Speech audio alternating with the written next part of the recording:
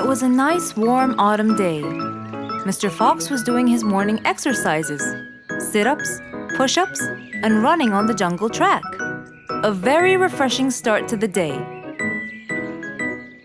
But then, unexpectedly, fog started to form, stopping any plans to enjoy the beautiful weather. Why is there fog covering the whole jungle? This is really strange. It's been happening a lot lately. I really hope everyone's all right. I should head home now. Oh, I think I should probably stay home today. I don't have my morning newspaper yet. And how would I? It's impossible to see. Aha! Wait a minute. I'll try calling Mr. Falcon.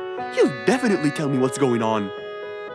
Mr. Fox held the phone and dialed Mr. Falcon's number.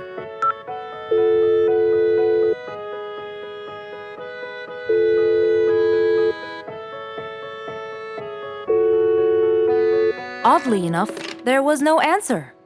I guess he's not home. Maybe I can reach him on his walkie-talkie. As Mr. Fox went to look for his walkie-talkie, he heard a loud knock on the door. Huh? I thought everyone stayed home in this weather. Who could it be? Puzzled, Mr. Fox went to open the door. He was taken by surprise. It was Jack the horse. He stood there holding a briefcase and looking smart. Jack was a very busy business horse. He was always rushing to keep a tight schedule. But today, something seemed off. He looked like something was bothering him. Oh, Jack, what a nice surprise! It's been a long time since we met. How have you been? Come in. Thank you, Mr. Fox. But I don't want to waste any more time. I'm on a very tight schedule. Of course. Can I bring you... I don't have time. I just needed to talk to you urgently, Mr. Fox. Have a seat, please. And as you know, time is money. Wait. Hold on. First, tell me how you managed to get here in this bad weather. There's no time. I'm so busy, and I need your help with something important. All right, tell me what's the matter. Well, it all started last week. After long and weary negotiations, I won a bid for a gold mine located in the eastern part. Long story short, a gold mine obviously contains gold. But no matter how hard I looked, I found nothing but dirt. I was really frustrated. I was disappointed, and I knew that buying the mine was a mistake. What do you think, Mr. Fox? That's really strange. That mine is widely famous for its gold. I have an idea. We go there now and see what we can do. But wait here for a second. I need to bring something that will help us. Are you sure you don't want to drink anything? Yes, thank you, Mr. Fox. But please, hurry up. You know that time is money, and I can't waste any more time. I get it. Just give me 2 minutes. Too much, Mr. Fox. So, Mr. Fox went to his room to change his clothes, trying to be quick. Then, he went to his workshop. He looked everywhere for his metal detector. When he found it, he took it and went back to his house, where Jack was standing there looking at his watch, with that usual impatient look on his face. Mr. Fox, why are you late? I have a really important meeting tonight at 8, you know. We're making a deal, and I don't want to waste any more time. You know that time is money. Time is money. I know that, Jack. But now we're wasting more time, aren't we? Right. Let's take my car, Mr. Fox. Okay. The fog had gradually started to clear away, and the vision became clearer and clearer.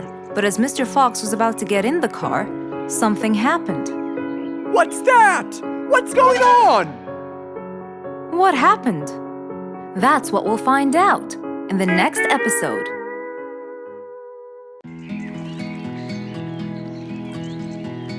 What a beautiful morning! Mr. Falcon should have been here by now. He was supposed to get me some sugar candies from the other side of the river. I can't cross that river on my own. I can't swim. I'd better go to Mr. Fox. He'll tell me what to do. And since Mr. Fox helped many more, she went to him and knocked on his door.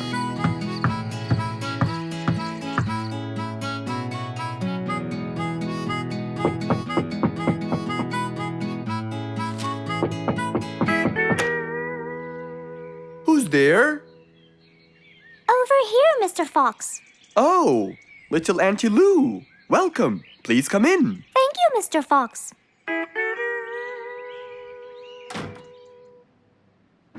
What can I do for you? Mr. Fox, my problem might seem small, and I know how busy you are, but Don't worry, Auntie Lou. Whatever it is, we'll find a solution. Tell me, what's bothering you? sugar candies. Sugar candies? But you love them. Yes, Mr. Fox, I do. That's the problem.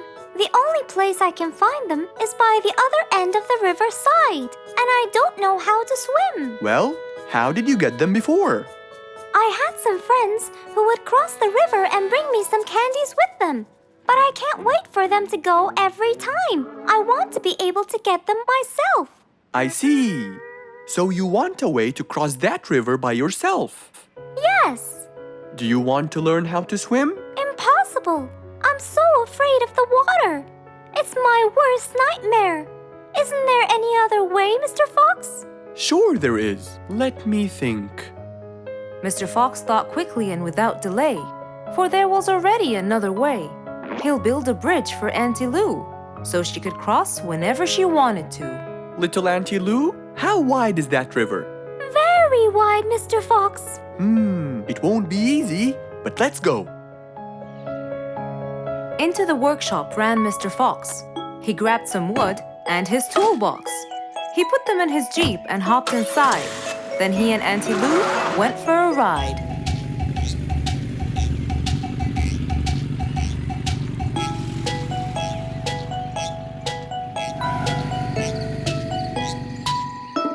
Little Auntie Lou, that's not a very wide river.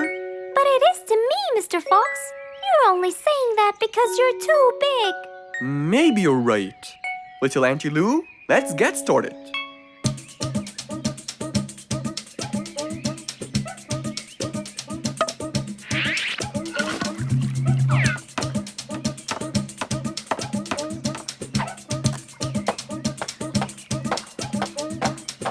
Finally, the bridge is complete.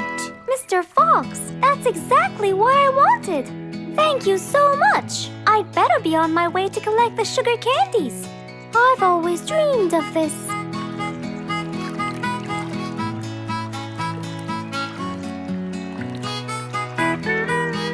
Enjoy the candy, little Auntie Lou. After giving his friend a happy end to the day, Mr. Fox took his car and carefully drove away.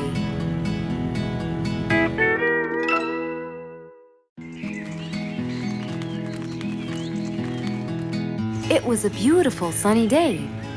Feeling bright and early, Mrs. Sharpie was on her way to work.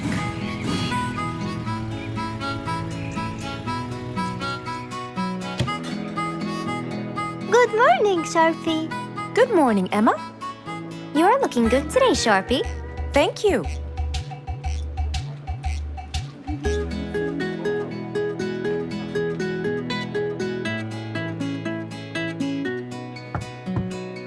Come in.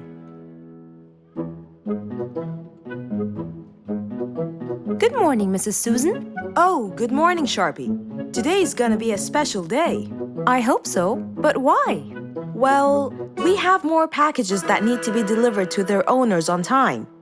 And there's a special package for the king. I'm on it, Mrs. Susan. After piling them all up, Mrs. Sharpie went to deliver the packages.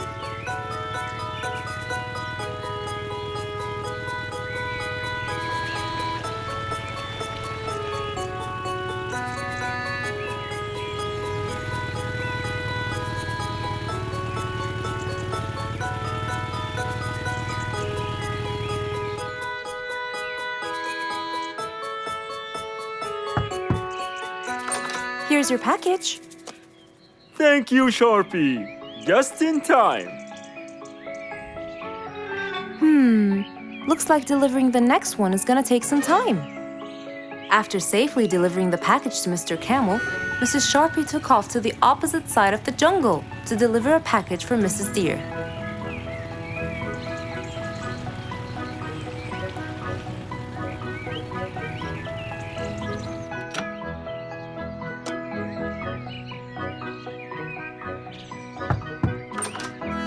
Here's your package. Thank you. But why were you late? I waited all morning. Next was Mrs. Bird's package, and that was south of the jungle. That was very tiring for Mrs. Sharpie.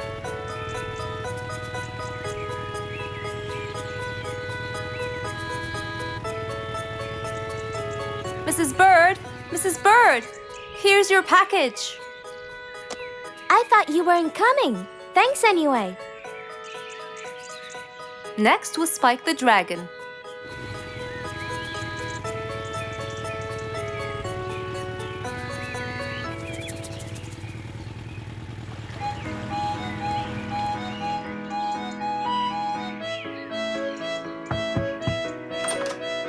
Here's your package. I never thought you'd be late. Oh no! It's the last package I'm delivering today.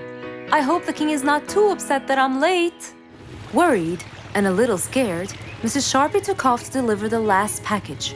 She was already late as it is. The last package was intended for the king, and after being all over the jungle, will she be able to make it in time? Here you go, Mr. Timber. This package is for the king. Thank you, Sharpie. But the king was worried and a bit upset. Why? Well, he had to wait all day for this package. You're not usually late, Sharpie. He was very upset. My sincerest apologies. I'll be more careful next time. Mrs. Sharpie was very tired and really upset. Having to deliver packages all over the jungle was no minor task. So, she decided to go to Mr. Fox and ask for his help. Oh, hello, Mrs. Sharpie. How have you been? I'm not good at all, Mr. Fox. You have to help me. What happened? I've got a lot of letters and packages, and I keep flying east and west all over the jungle. This won't do, Mr. Fox. I'm so tired. Oh, Mrs. Sharpie, you do look exhausted. Please come in and we'll figure this out together. Would you like a cup of hot chocolate? No, I just want to find a solution, Mr. Fox. Okay. Tell me what the problem is exactly. I get too much letters, so I fly to deliver them. I find that the first letter should be delivered to the western part of the jungle, so I fly and deliver it, just to find that the next one is in the eastern part of the jungle. And when I fly and deliver it there, I find that the one after it is in the north. And after that, it's west again. And it's all driving me crazy.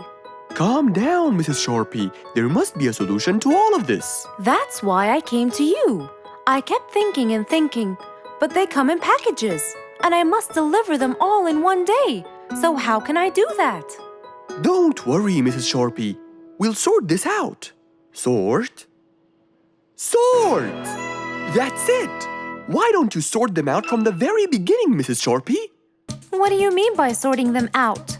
I mean, first, you should read the addresses and sort all the letters that should be delivered north together, and those that should be delivered east together, and so on.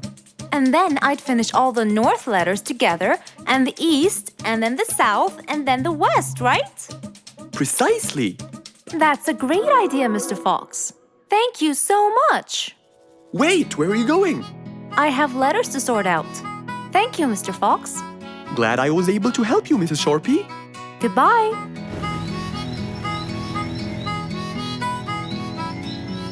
Happy with the solution she got, Mrs. Sharpie took off and looked forward to a new day with her new planned plot. Mr. Fox was known for his kindness in helping others. Everyone went to him for advice, even Woody, the jungle carpenter. After being assigned the task of building a really big ship, he went to Mr. Fox, seeking his wisdom. Mr. Fox listened carefully to what Woody had to say, and in turn, promised to help him. He started a research on shipbuilding, and after hours and hours of hard work, he finally got it. Yes! I've got it! But there is something I need to check first. Mr. Fox went for a walk in the jungle, looking carefully at every tree on his path. Then he stopped in front of one and said, Yes!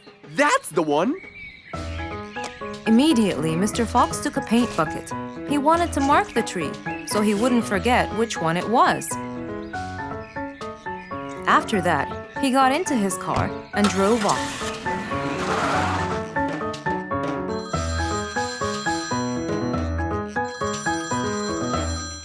When he got home, he called Woody to tell him that he had found the perfect solution to his problem. It only took a few minutes before... Oh, Woody, right on time. Come on, Mr. Fox, tell me. Okie dokie, come in. I finally figured it out. I never doubted you, Mr. Fox. I was sure you'd be the one to help me find an answer to my problem. Oh, don't mention it. Here you go. These are blueprints. They're guidelines that will help you learn how to build the ship easily. Woody started reading the blueprints thoroughly. He knew most of what was written in it, so he looked up and said, It's a lot easier than I thought. Thank you so much, Mr. Fox. Oh, but Mr. Fox, what about the materials that I'll need to build it? Here's a list of all the materials you'll need.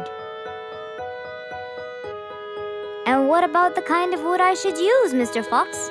I did extensive reading, and I found out that our ancestors were famous for using teak in the process of building ships, as it's really stiff, strong, and it can also be shaped to have wide planks, which would help the ship to withstand the waves of the sea. But I know you don't know what teak is. Not everyone does. But come along. I think it would be better to show you the tree I found earlier in the jungle. Our jungle? Of course! Everything you dream of can be found in our beautiful jungle. Mr. Fox got into his car with Woody by his side and drove off. They headed towards the tree that Mr. Fox had marked earlier. Here's the tree. Huh? I have loads of that wood in my store, but I never knew that I could use it to build ships.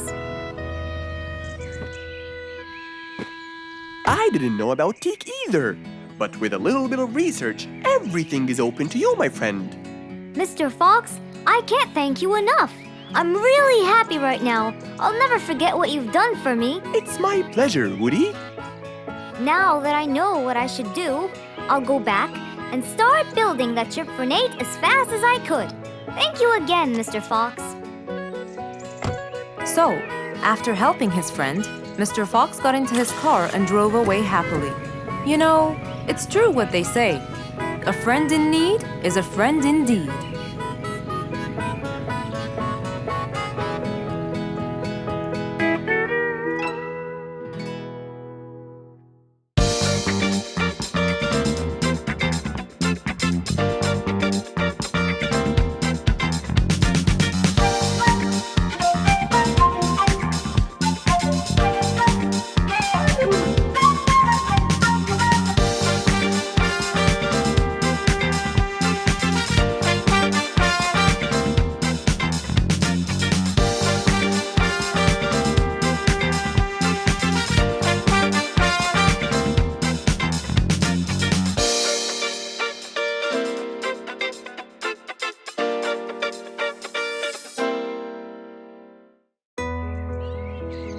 Can you always count on? They're always there when you're feeling down, ready to draw a smile and remove that frown. They make a bad day so much better, especially if you share toys and play games together.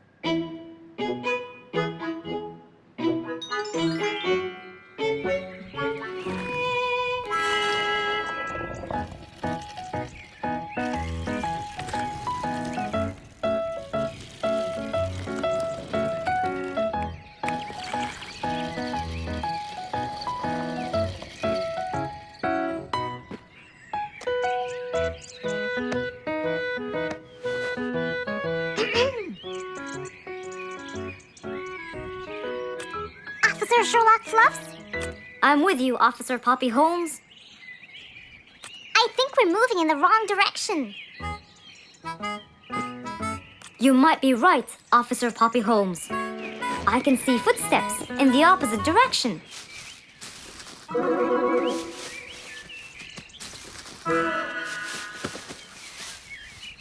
Sherlock Fluffs!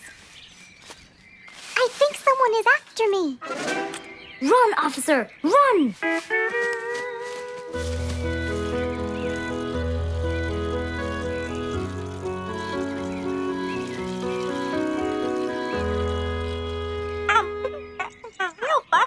What do you mean? Poppy! Poppy! You there?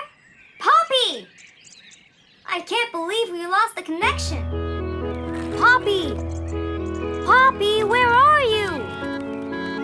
Filled with worry, Fluff searched and searched for Poppy, but he couldn't find her anywhere.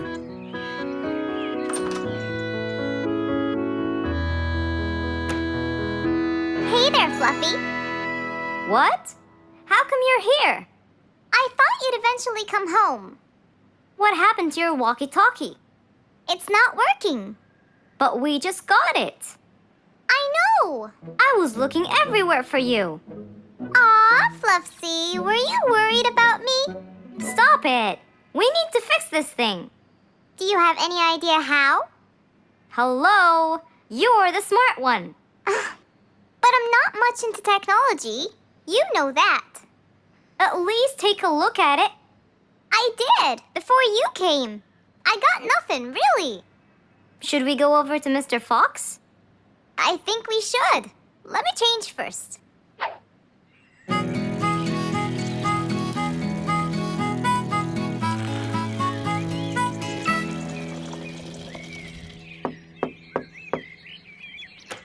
Hello. Hey, Mr. Fox, Poppy broke her walkie-talkie. I so did not. Don't fight, you two. Show me your walkie-talkie. Maybe I'll be able to fix it. Here, but I promise I didn't break it. I'll go to the workshop and see what's wrong with it. Thank you, Mr. Fox. Sure. You really think I broke it? Why else would it stop working? But I didn't. Well, I kind of think you did. You're unbelievable.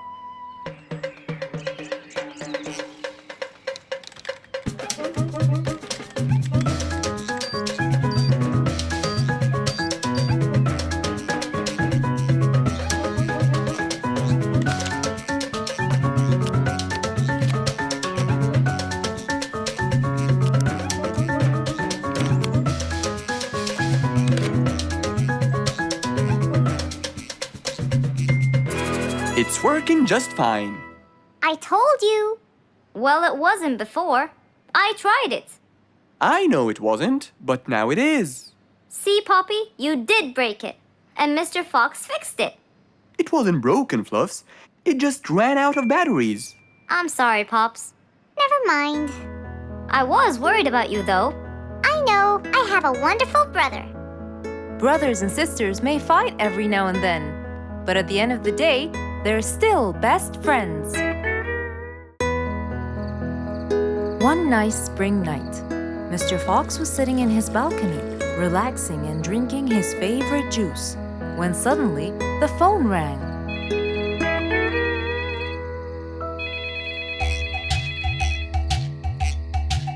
He wondered who would be calling him this time of night.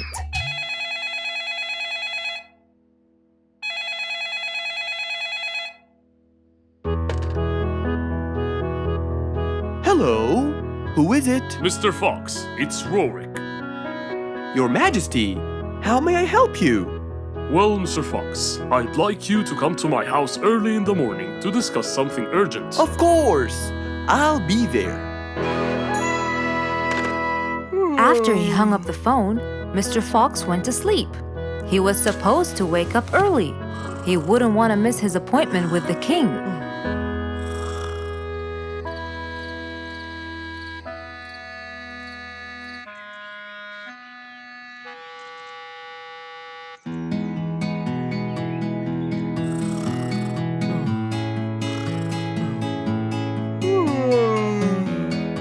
Early next morning, Mr. Fox woke up and went to wash his face. After that, he got dressed and was all ready for his appointment with the king. He got into his car and drove off.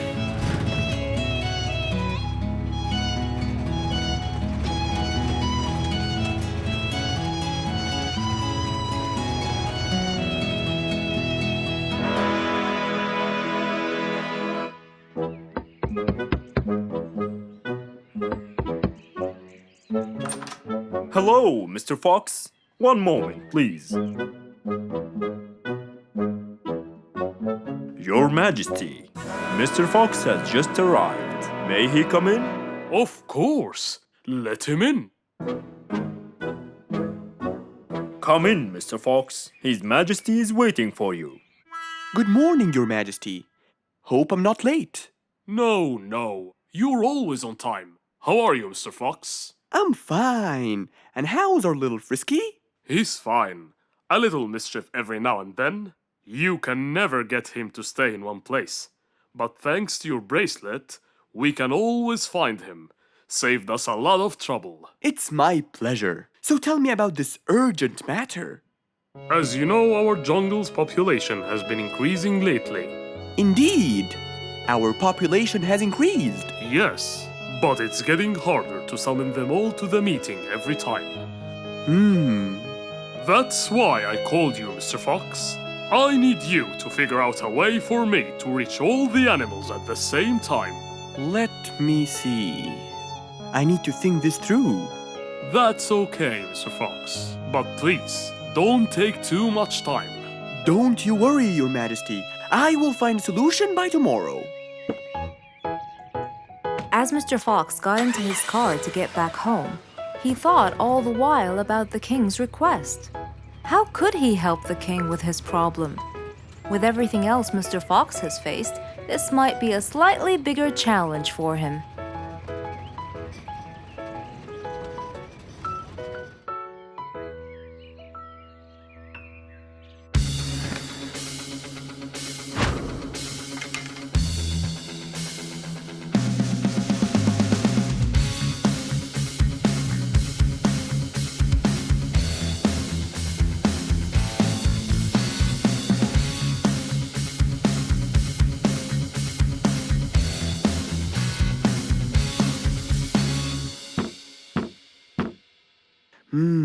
This is more challenging than I thought.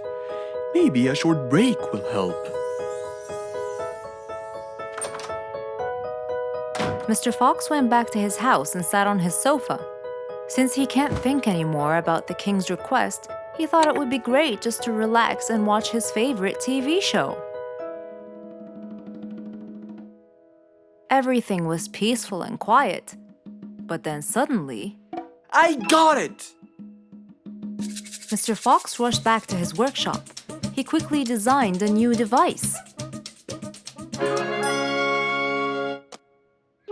He carried the new device to his car, and off he went to King Rorik's place.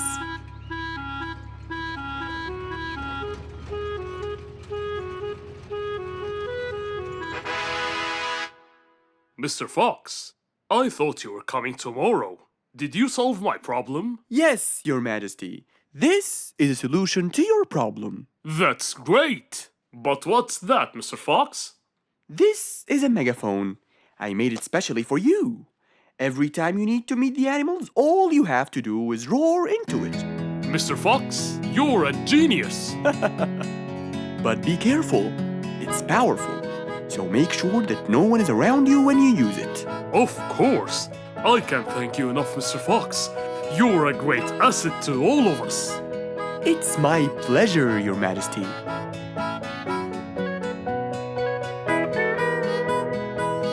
Goodbye, Mr. Fox. Mr. Fox got into his car and waved goodbye to the king. He was feeling happy and pleased. The problem was now solved, and he was able to help out a friend once more. It was a bright, early spring morning. Still feeling a little sleepy, Mr. Fox opened his eyes and got out of bed.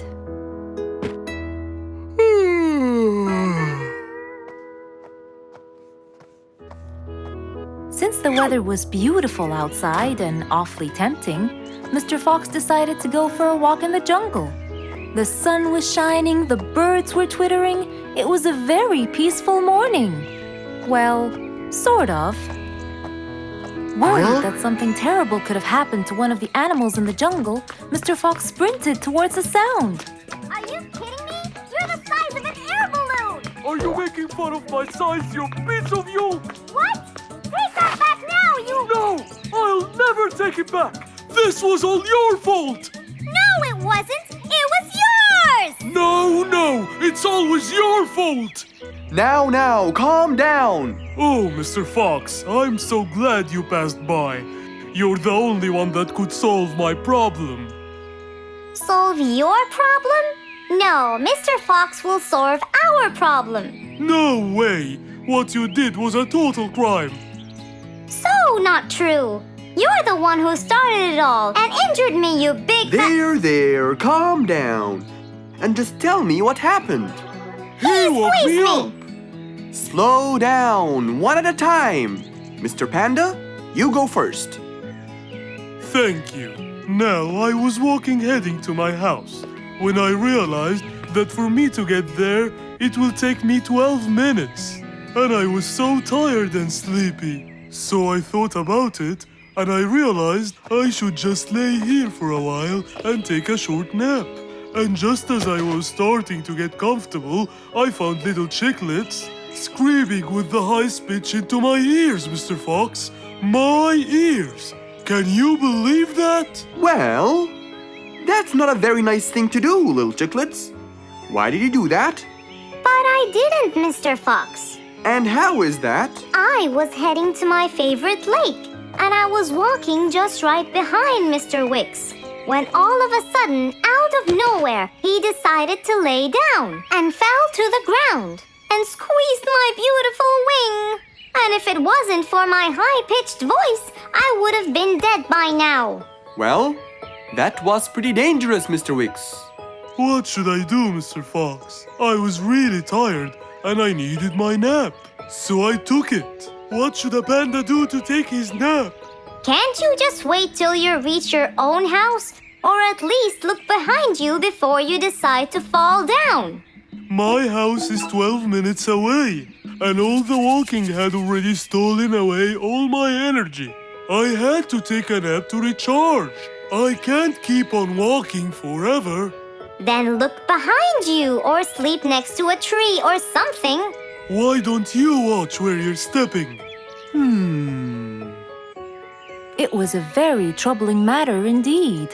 The little chick almost got crushed. But Mr. Wicks didn't mean it. He was just so tired that he fell asleep. Right? Mr. Wicks, answer me. Did you intend to squeeze little chicklet's wings? Of course I didn't. Were you aware that you were going to take a nap in the middle of the road? Actually, I vividly remember. I walked to the tree side first, but when I woke up, I found myself in the middle of the road. How many naps do you need per day? From 5 to 7, I would say. Did you take a nap before you decided to head home? Of course. Do you usually nap in between? Not always, but today I went so far from my house. I tried to hurry to nap at home, but you know, I'm too slow. Say no more. I now know the answer. Really? Yes. Worry no more, little chicklets. From now on, Mr. Wicks will always nap at his own house. Just a second. Aha! There it is! Is that what they call caffeine? My, I didn't think it was that huge. No. It's something even better. Better than caffeine? And chocolates too.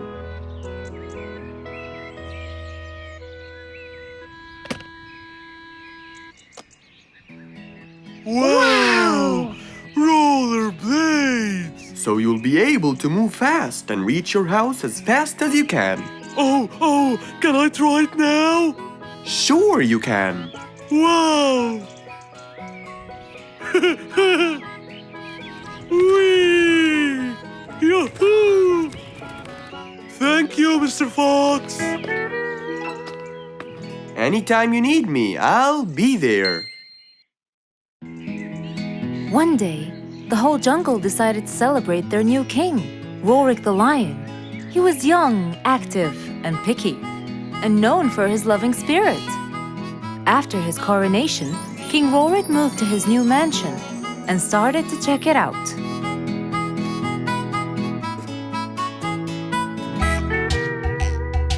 Great, and that's my throne, right? Exactly, Your Honor. Well, I'd better check it out. Yes, please do.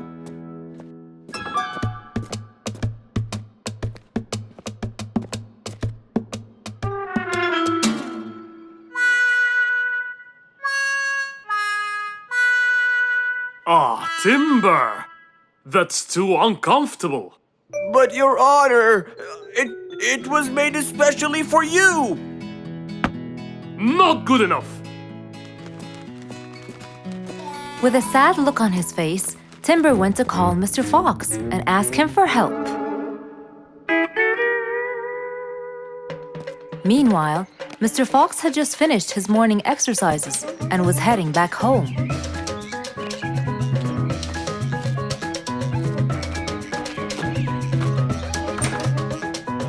After a cold shower, he changed his clothes and had some tea.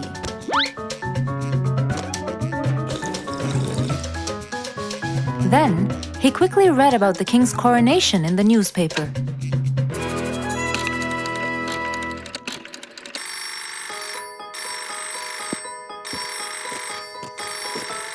Hello? Hello, Mr. Fox. Can you please, Hello, Mr. Fox. This is Rorik. Oh, hello, Your Highness. How may I help you? I need you to come immediately. There's a huge problem, and I'm pretty sure that you're the only one who can help. I'll be right there.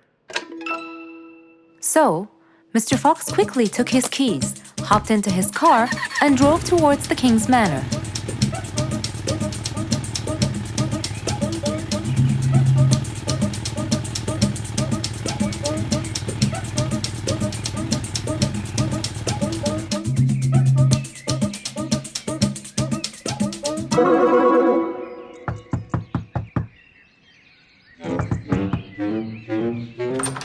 Hello, Mr. Fox. One moment, please. Your Majesty, Mr. Fox has just arrived outside requesting an audience. Of course. Let him in. Come in, Mr. Fox. His Majesty is waiting for you. Good morning, Your Highness. What seems to be the problem? Oh, Mr. Fox. Good, you came quickly. Always at your service.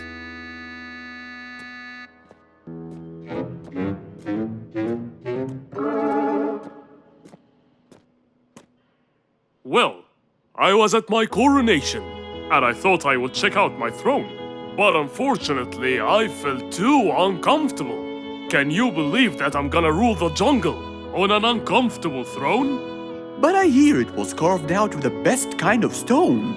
But it still hurts my back. Oh my! Anyway, I've decided to design my own throne. What a great idea! But I need your help to make it as soon as possible. It will be my pleasure, Your Highness.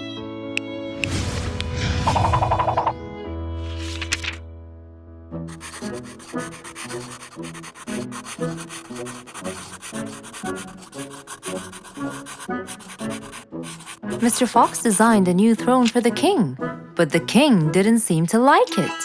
I know just the thing for you. Mr. Fox took his tape measure and got to work. He took measurements and made estimations. This wasn't going to be easy, but Mr. Fox was gonna give it a try anyway. He hopped into his car and took off for the jungle store.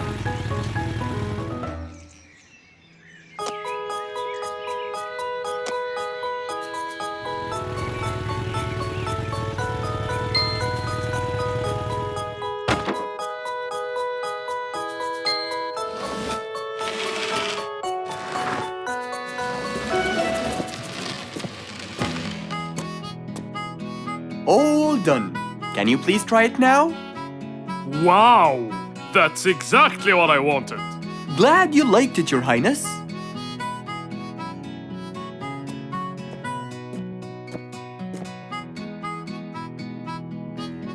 And there you have it, the new King of the Jungle. Rose stood in front of her painting stand, holding a few colors in her hand. But things weren't going as she planned. I think I should just paint the pig blue. No, wait. Maybe this will do. Maybe I should just take some of the pink color on my feathers.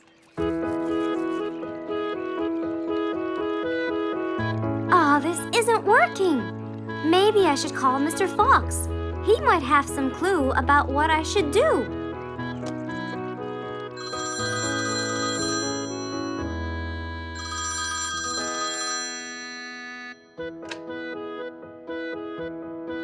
Hello. Hello, Mr. Fox. It's me, Rose. Oh, hello, Rose. How are you? I'm fine, Mr. Fox, but I do need your help with something. Do you think you could come and meet me? I'm at my usual painting place. Sure, I'll be right there. So, without a moment to lose, Mr. Fox got ready, got into his car, and drove off to where Rose was painting.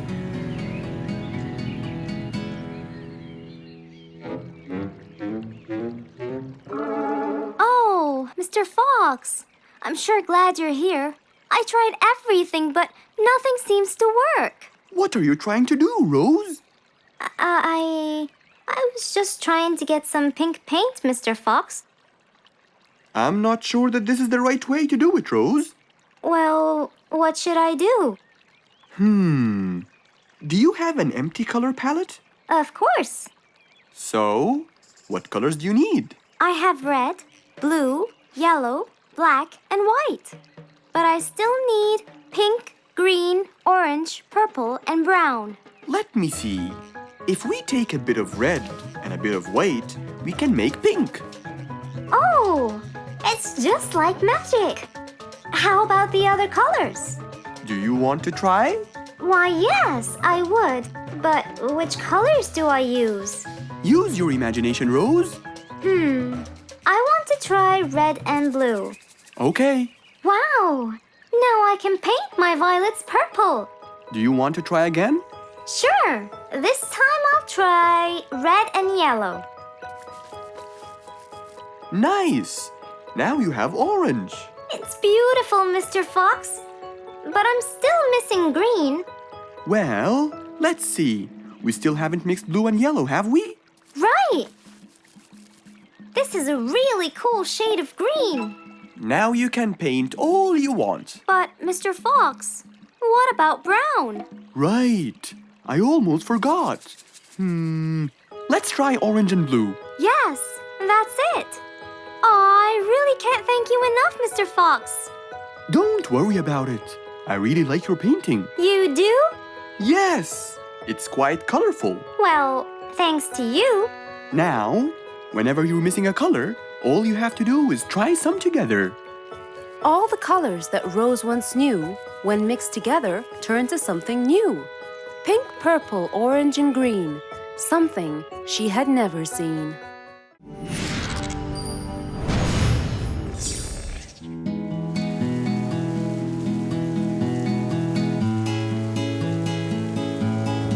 One stormy winter night, when most of the animals stayed warm in their beds and turned off the lights.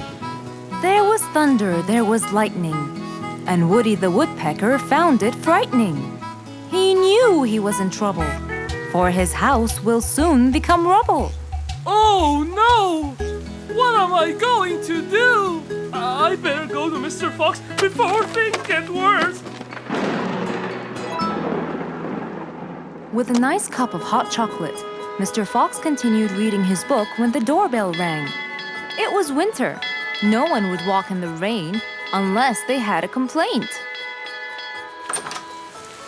Woody, what are you doing walking around in such cold weather? Hurry, come in.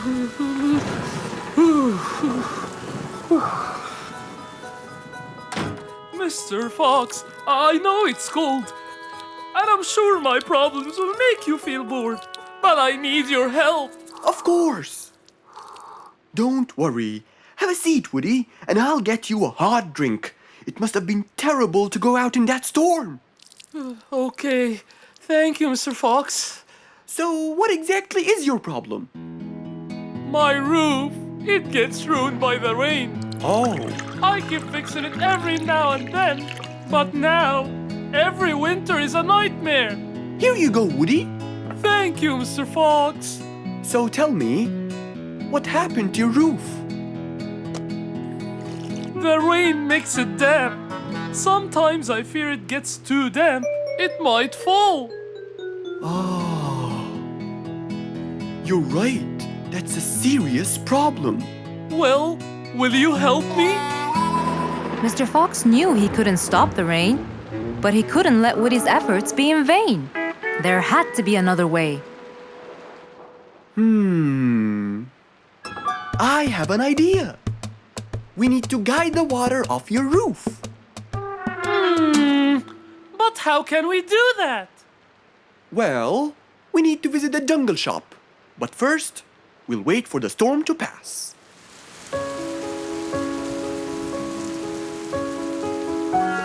Finally, the storm faded away, revealing a bright, warm, sunny day. I think the weather is better now. Let's go, Mr. Fox. Mr. Fox and Woody hopped into the car, and off they drove to the jungle shop. So, what will we buy from here, Mr. Fox? A sloped roof. A roof? But how will we transport it? Oh, don't worry. There's a new type of roof. They sell them like, pieces of a puzzle. Oh, that's smart! Yep. Mr. Fox and Woody chose a nice big red roof.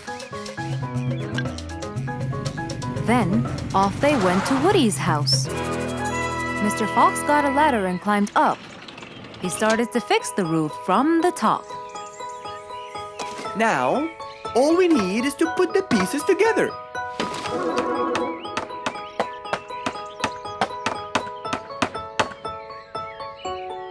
All done. I'm coming down. Wow, it looks great!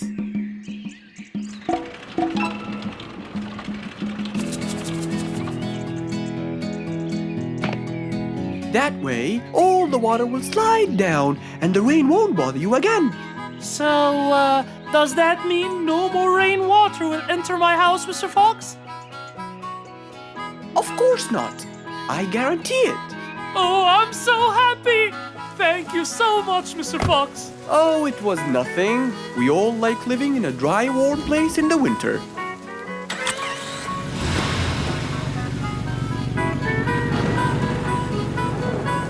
Woody thanked Mr. Fox, for now he could enjoy the warmth and comfort of his house.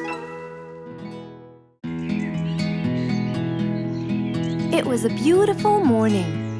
The sun was shining brightly over the jungle, and seeing how nice the weather was, Mr. Fox decided to go for a walk.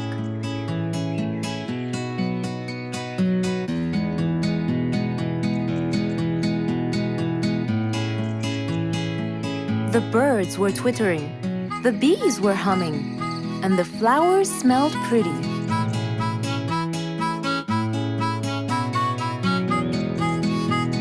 As Mr. Fox was passing by Bingo's house, he saw him doing something really strange.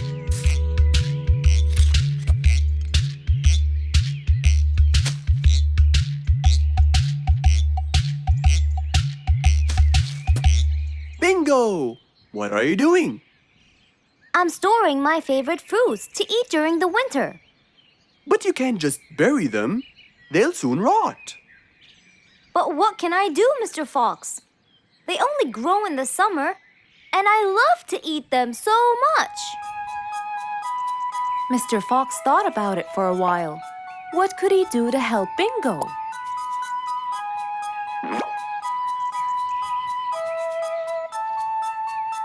Don't worry, Bingo.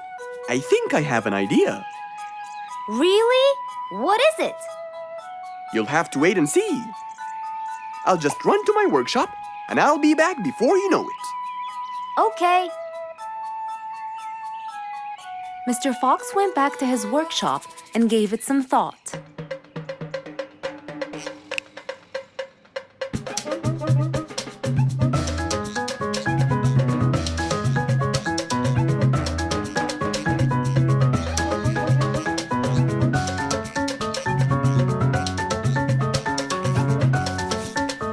After calculating all the details, he started to gather the things that he needed.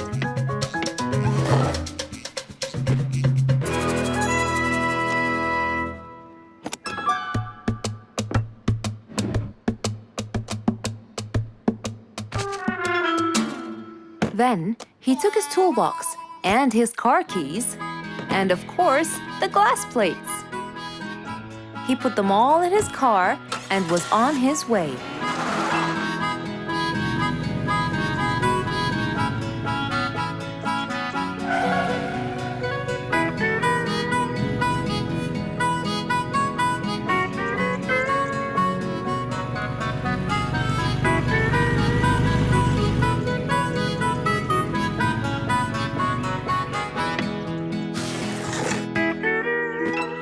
What's all this for? It's a surprise. I can't wait!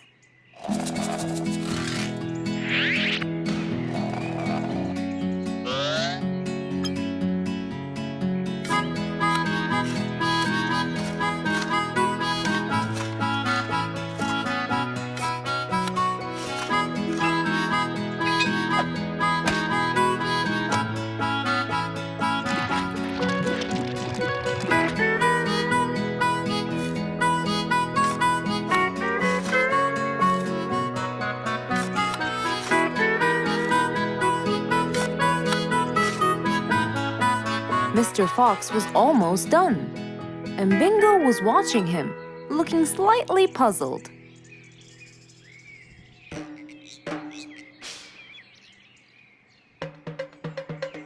Here you go. You'll never miss pineapples again. So I can store them in here? No. You'll grow them in there. This is called a greenhouse. But it's not green, it's transparent. No. It's called green because we can grow green plants and fruits inside it whenever we want. Oh, so now I can have pineapples whenever I want? Yup. Anytime you want. Awesome! Thank you, Mr. Fox. Glad I could help. Here, this is for you, Mr. Fox. It's the best one I've got. Oh, that's very nice of you, Bingo. I love pineapples. Now you and I can eat them anytime we want. After helping out his friend, Mr. Fox went back to enjoy the rest of his day.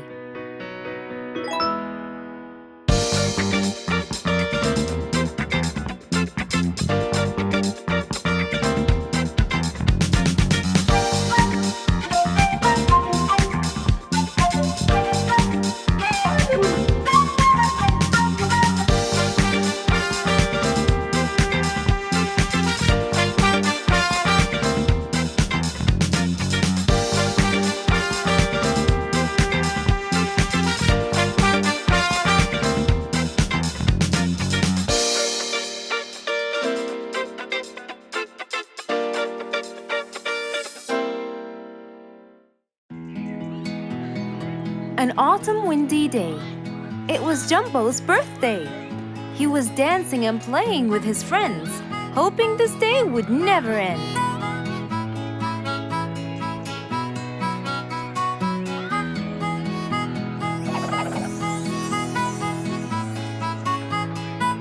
Everyone ran to hide all the same, but Jumbo slipped and fell, and that was the end of the game. All the animals heard the fall, but Mommy Jumbo ran before them all. Jumbo!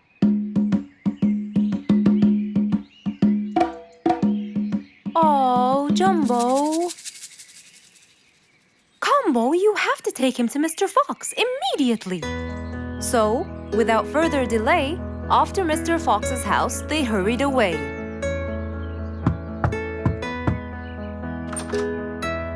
Hey, Mrs. Combo, what's wrong? Help me, Mr. Fox. Jumbo is ill. Oh, please come in.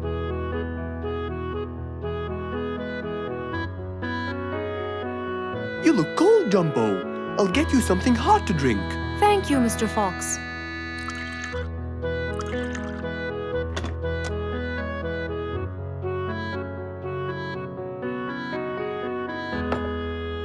We were celebrating Jumbo's birthday. Oh, happy birthday, Jumbo. Thank you, Mr. Fox. But as he was playing with his friends, he slipped and fell into the pond. He started shivering and sneezing. I feared he might be sick, so I thought I should bring him to you, just in case. Well, why don't you lie down, Jumbo, and let's take your temperature. Open your mouth. Say ah. Ah. Fever, stuffy nose, red dots all over his trunk. It's definitely sniffles. Oh my, sniffles? Don't worry, Mrs. Combo. It's just a sniffles fever. It will go away.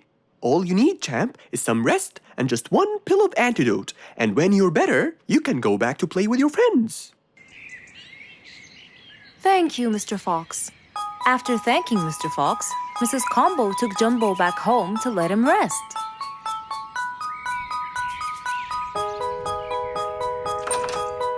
All right, Jumbo. Now all you need to do is follow Mr. Fox's advice and keep Mr. Thermometer under Under my tongue? To find out if I'm all better so I can go outside and play with my friends? But first, you gotta Keep my thermometer in my mouth? right, son. You can count on me. Now, you'll stay put and oh, sorry. Call me when it beeps.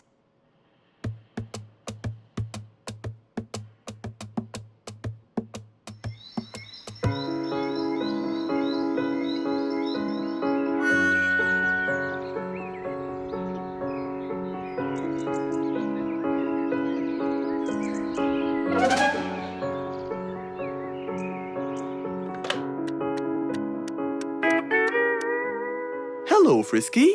How are you? Hi, Mr. Fox.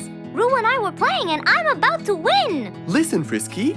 I'm going to visit Jumbo now and check on him. I'm sure he'd be really happy if you and Roo come with me. What do you think? Great idea, Mr. Fox. I want to check on him too. We'll meet you there. As agreed, Mr. Fox met Frisky and Roo at Jumbo's house. I'm coming.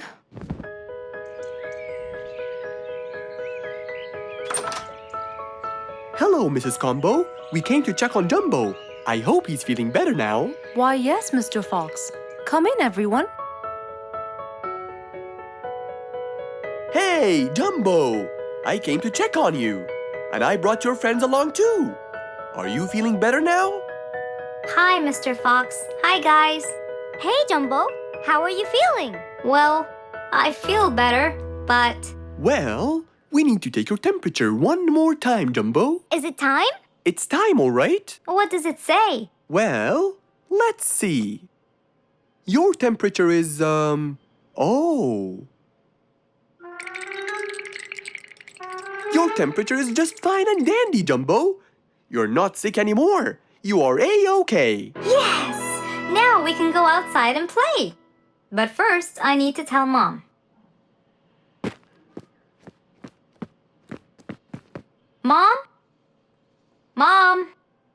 Where could she be? She's not in the kitchen. Mom! She's not in the living room. I wonder where she is. I'm here, in the bedroom. Mom? Are you okay? I think I might have caught a case of sniffles too. Don't worry, dear. I'll be fine. Now why don't you go out and play hopscotch with your friends? I'll join you when I get better. But Mom, I won't be happy if I go to play and leave you here all by yourself. I'll be only thinking of you. So, what do you think you should do, little Jumbo? I have to sit here and take care of you, Mommy. You always take care of me when I get sick. I'll take care of you and never leave you alone. Oh, I love you more than anything in the whole wide world, Jumbo. Now it's time to take your temperature. Right, Mr. Fox? You're absolutely right, Jumbo. So rather than go out to play, by his mother's side, he decided to stay.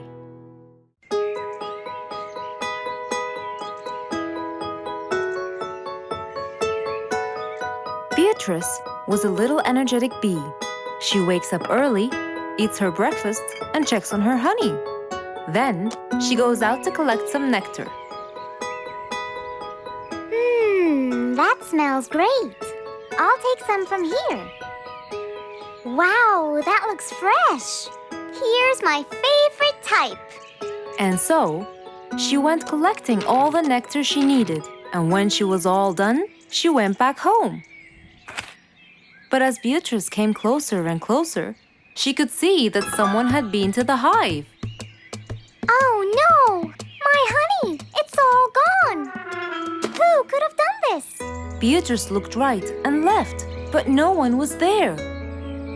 Sadly weeping with grief, she went to the place where she might find relief. Oh, Beatrice. How have you been? Mr. Fox! Beatrice, what happened? Someone stole my honey and destroyed my hive! Who would do such a horrible thing? I have no idea! I was out collecting nectar, and when I came back, I found... Calm down now, calm down. I don't know what I should do! Mr. Fox felt sorry for Beatrice. He kept thinking of a way to prevent this from happening again. Aha! I got it! You know who did this? No, but I can prevent this from happening again. Really? Really? Come with me. At once, Mr. Fox ran to his workshop. He grabbed some steel, some wooden plates, and his toolbox. He then hopped into his car with Beatrice by his side and drove away.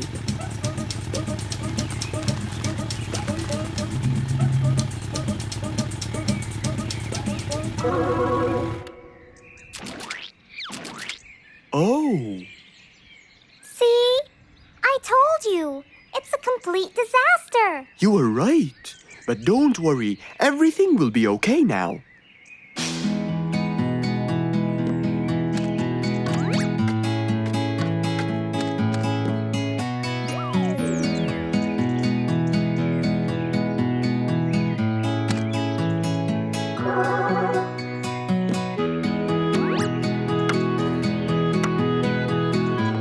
Mr. Fox started to work.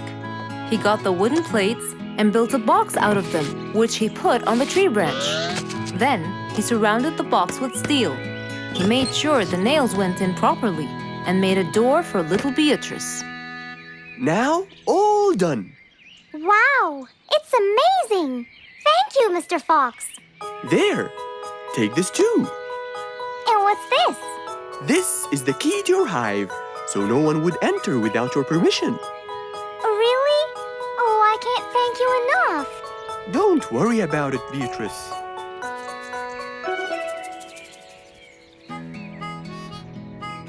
Here, Mr. Fox. This is for you. What's this? It's one of my delicious honey jars. It's the best kind I've got. Oh, you didn't have to. Well, thank you, Beatrice. And as Mr. Fox drove away, he thought that this was the perfect end to the day.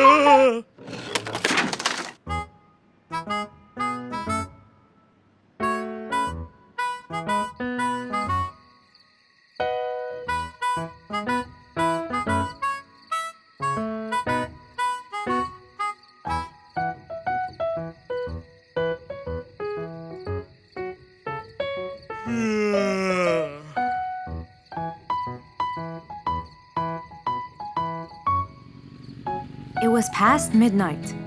Mr. Sleeperson Koala was on his way home from work. The streets were empty and quiet. He was falling asleep. He tried really hard to keep his eyes open, when suddenly the car stopped for no reason. And Mr. Sleeperson didn't wake up, as if it was the hibernation season.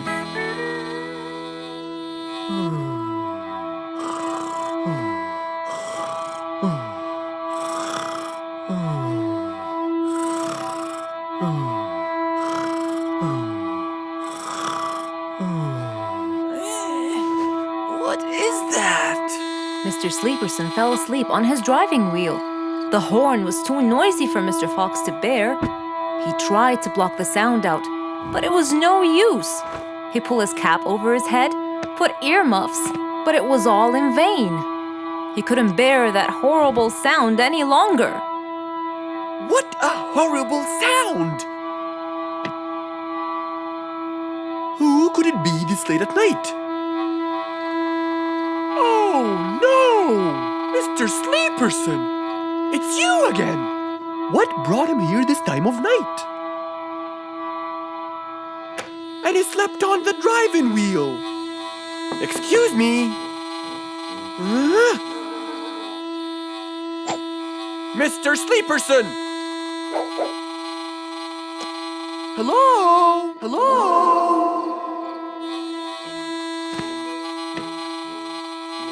Oh, that's enough! What? Where? What time is it? It's 2 in the morning. And you fell asleep on your driving wheel in front of my house. Oh, Mr. Fox. Hello. Oh my, it's 2 a.m. Oh, you noticed? So how can I help you, Mr. Fox? Help me? Help me? You're the one in front of my house. What am I doing here? I don't know. You tell me. I was fast asleep when I woke up to that horrible sound of your noisy horn. Oops. Sorry. I must have fallen asleep while I was driving again. My bad. Never mind that. Could you please drive all the way to your own house without falling asleep or bumping your head against the horn? Oh, sure, Mr. Fox. Have a good night. Good night. But as Mr. Sleeperson tried to start the car, it wouldn't start. Huh? Oh, man! Oh, Mr. Fox, wait! Help! Now what? The car won't start. Is that so? Can you check it for me, please? Of course! Mr. Fox walked back to the car and started to check it out.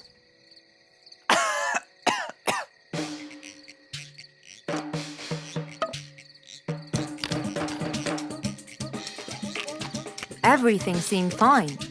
However, when he lowered the hood cover, he found Mr. Sleeperson sleeping in the back seat. He couldn't control his anger. He banged the hood cover. But Mr. Koala was still asleep. Mr. Fox decided to hop into the front seat and try to start the car himself. Huh? Mr. Sleeperson! Your car is out of fuel! Who? Where? Your car is out of fuel! No way! Oh, What will we do now? you have to fill the tank! Okay. Mr. Sleeperson! What? Wake up! I'll fill your tank for you. I have some fuel in my house. Oh, that would be great.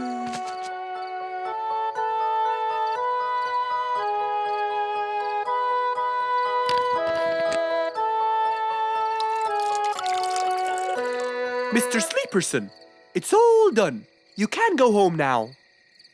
Oh, thank you. Thank you so much. You're welcome.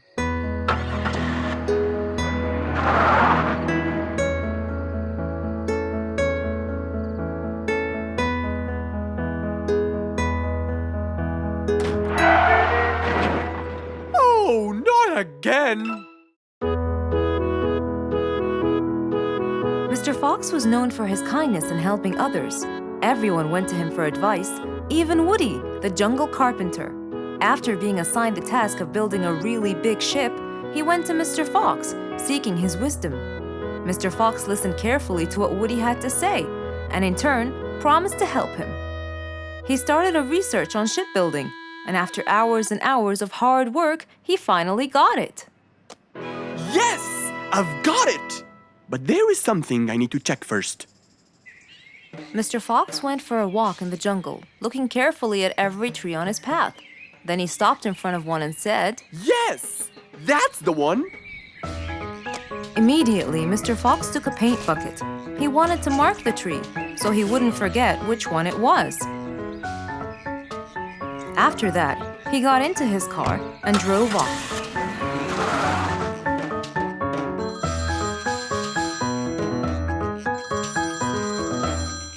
When he got home, he called Woody to tell him that he had found the perfect solution to his problem.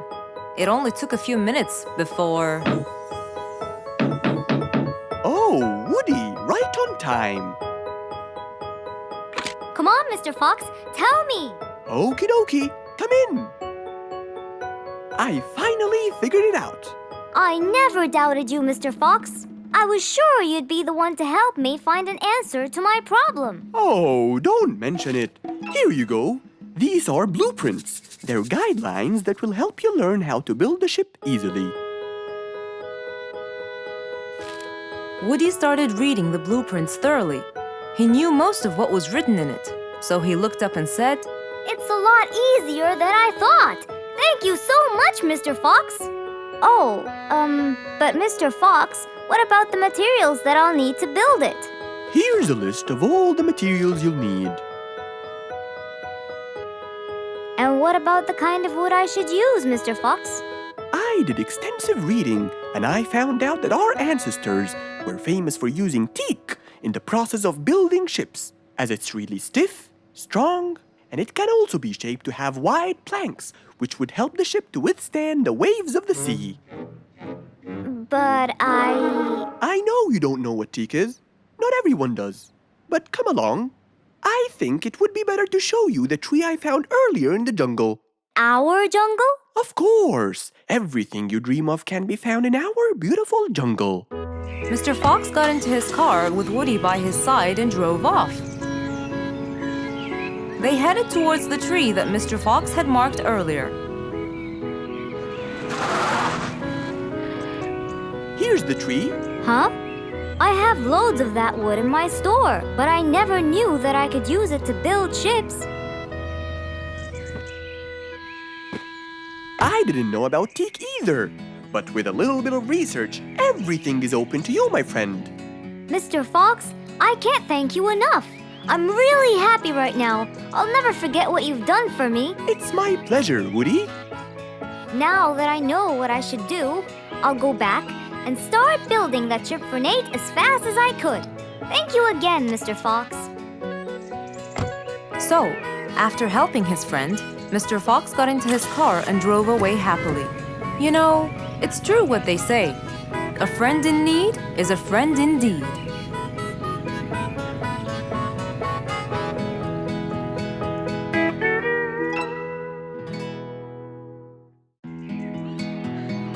An autumn windy day. It was Jumbo's birthday. He was dancing and playing with his friends, hoping this day would never end.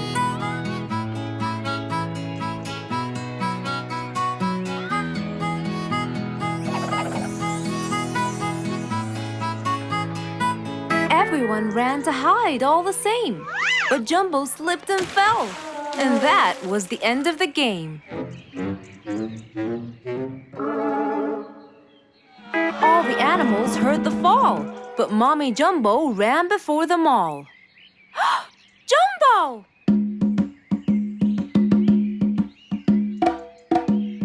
Oh, Jumbo. Combo, you have to take him to Mr. Fox immediately. So, without further delay, off to Mr. Fox's house they hurried away.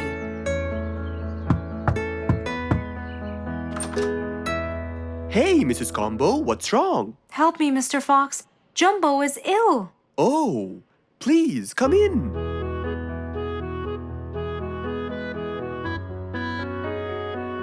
You look cold, Jumbo. I'll get you something hot to drink. Thank you, Mr. Fox.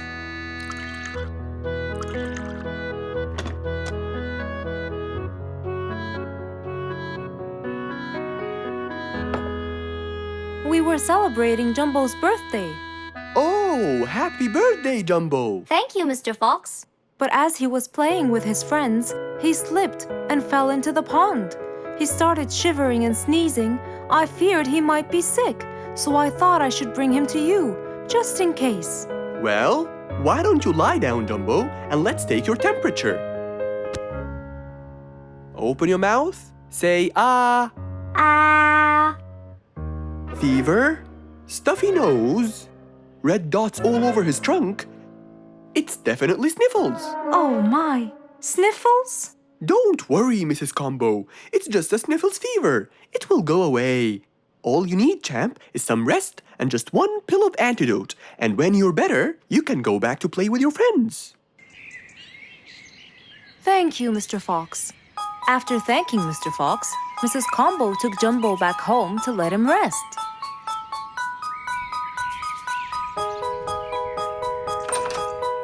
All right, Jumbo. Now all you need to do is follow Mr. Fox's advice and keep Mr. Thermometer under Under my tongue? To find out if I'm all better so I can go outside and play with my friends? But first, you gotta Keep my thermometer in my mouth? right, son. You can count on me. Now, you'll stay put and oh, sorry. Call me when it beeps.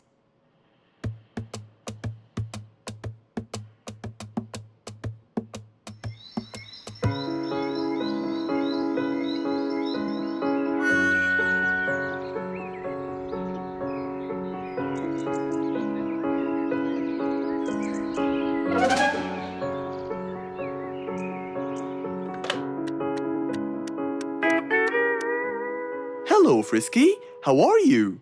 Hi, Mr. Fox. Roo and I were playing and I'm about to win. Listen, Frisky. I'm going to visit Jumbo now and check on him. I'm sure he'd be really happy if you and Roo come with me. What do you think? Great idea, Mr. Fox. I want to check on him too. We'll meet you there. As agreed, Mr. Fox met Frisky and Roo at Jumbo's house. I'm coming.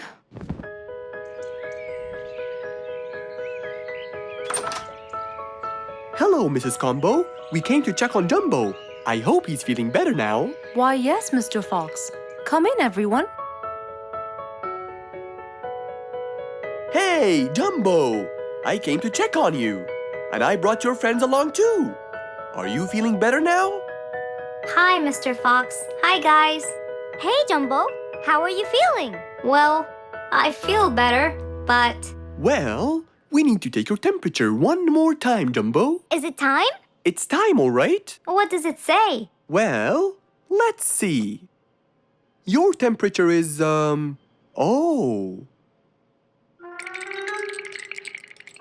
Your temperature is just fine and dandy, Jumbo.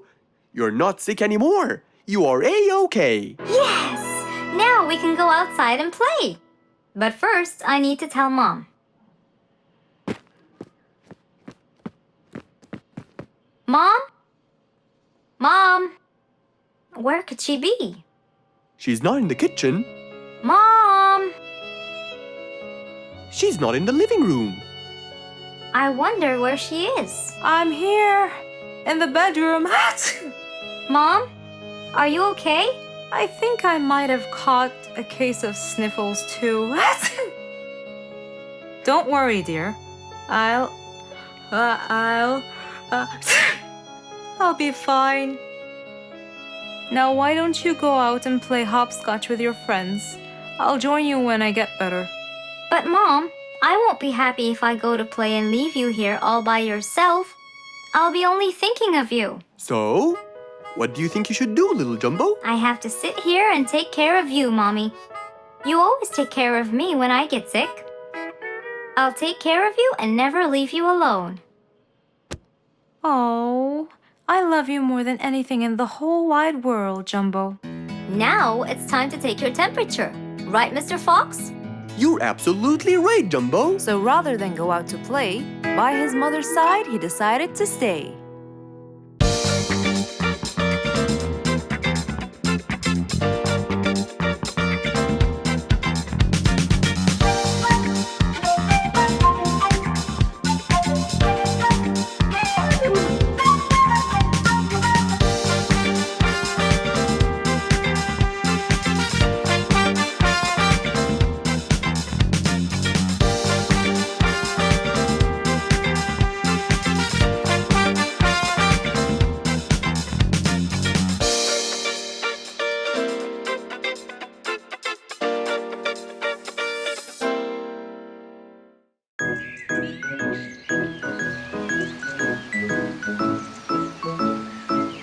It was a beautiful Saturday morning. Since the sun was shining and the weather was nice, Mr. Fox thought it was perfect for morning exercise.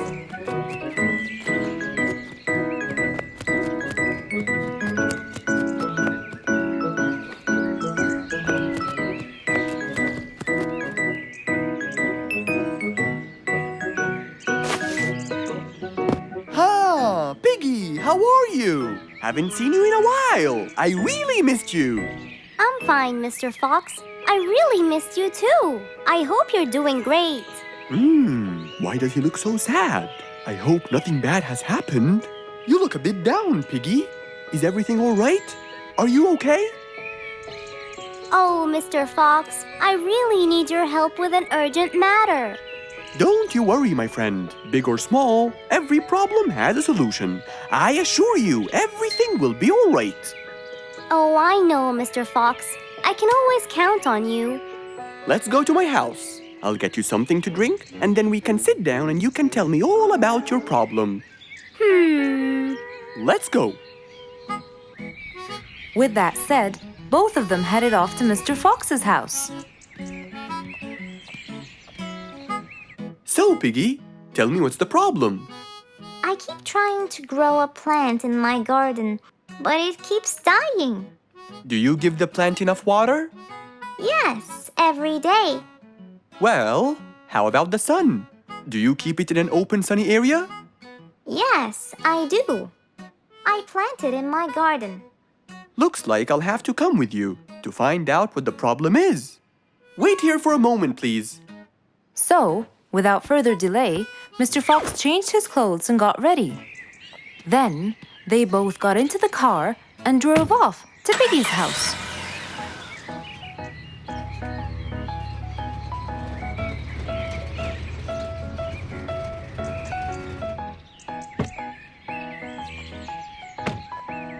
Look, Mr. Fox. These are the plants I told you about. Little Piggy, the plant you're trying to grow is ivy. And ivy likes to grow on something firm, like a gate or a wall. That's how they grow so tall. Ivy? I thought it was just an ordinary plant. Well, you can still grow it on the garden wall. Piggy, do you have a ladder? Yes, Mr. Fox. Over there. Okay, come with me. Hand me the drill, please.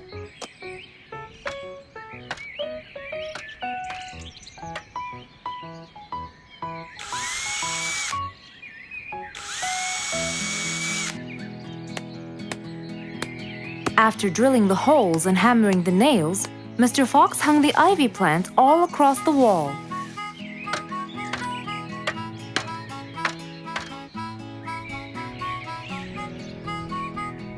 Now, when the ivy grows, it will find this wire to hold on to.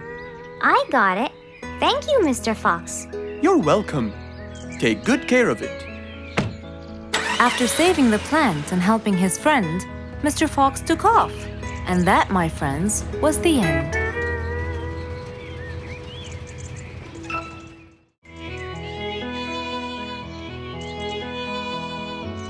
It was a very fine day, in the beautiful month of May.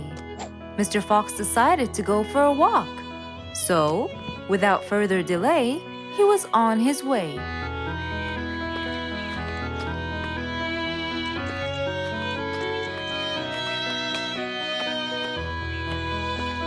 While Mr. Fox was walking, enjoying the sun and the trees, he heard a quarrel at a distance and someone saying, Stop! Please!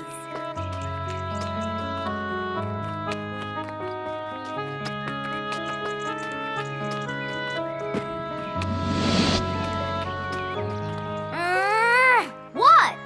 Can't a monkey enjoy a spring nap in peace? Nap somewhere else. I don't care. Excuse me? You splash somewhere else.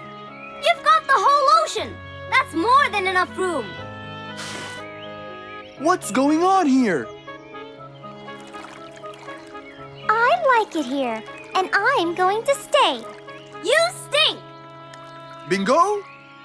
Bite me. Bubbles? I gobble you up, but I prefer a healthy diet. What's the matter with you two? I'm calm and happy. I'm just simply awesome. Mr. Fox, can you believe her? Honestly, I don't believe the fact that you two are fighting in this lovely weather. You tell him, Mr. Fox. Such a gloomy monkey. All I want to do is take a nap. Such a gloomy monkey, such a gloomy monkey. Bubbles, stop that. What's your problem, Bingo? What can I say, Mr. Fox? I just wanted to nap on my hammock. But Bubbles kept splashing water all over me. And it's so irritating. As if it wasn't on purpose, Mr. Fox. I just wanted to enjoy spring my way. Can't I enjoy the weather however I please? Of course you can. But Mr. Fox! And you too should enjoy your spring nap as well, Bingo. Finally! That's right. Go enjoy your spring sleepiness some other place. Say what now? You know what? I've got the perfect solution to your problem. Really? Yes, and it's very simple. What is it, Mr. Fox? Wait here for a second. Don't splash water for a short while, okay? Fine.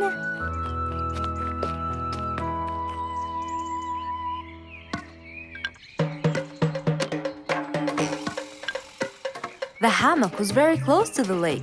That's why Bingo got water all over him every time Bubbles splashed.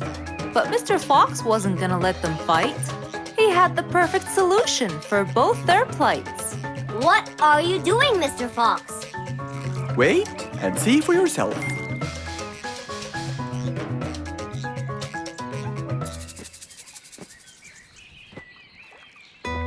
Let's see. First, we'll untie the hammock. 1, 2, 3, 4, 5.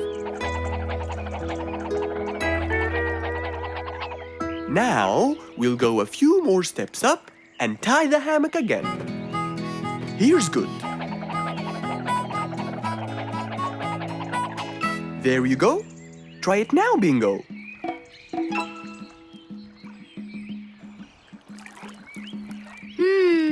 Very comfortable, Mr. Fox. I love it. And the air up here makes me sleepier. Bubbles, give me your biggest splash. Whoa! Ha ha ha ha ha. Whoops. Sorry, Mr. Fox. Don't worry about it. I feel fresh. Mr. Fox's work was done. First there was trouble, now there was none. For there was indeed no better deed than rushing to help a friend in need.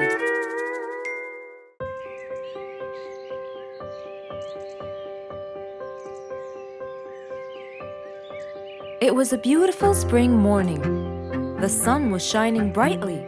The sound of the birds woke Mr. Fox up.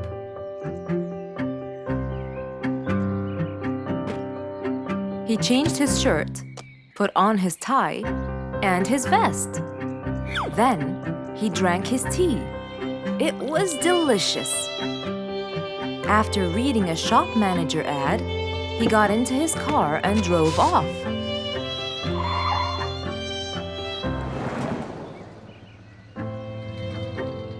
Meanwhile, little Bingo Monkey was riding his bike through the jungle. He was having loads of fun, but suddenly the bike slipped and little Bingo fell off. Are you okay, Bingo? Hang on, I'm coming. Yes, Mr. Fox, but my bike isn't. Oh, it looks like there's a problem with the tire. Don't worry, Bingo. I'm going to help you. Bingo, can you help me count how many nails I need? Of course. Here's 1, 2, 3, 4, 5, 6, 7, 8, 9.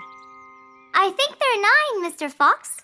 Okay, Bingo. Let me count how many I have in my toolbox. 1, 2, 3, 4, 5, 6, 7, 8, 9. I'll get one more just in case he miscounted. So 9 plus 1. We need 10 nails. That's easy.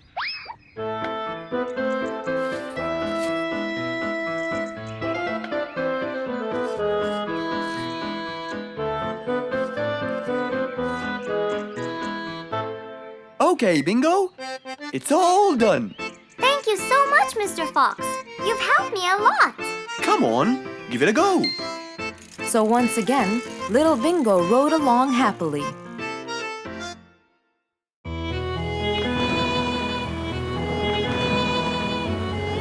One day, the mighty eagle flew to his nest. All he wanted to do was rest. He felt bitter, he felt cold. He was really getting old. He knew he needed someplace new.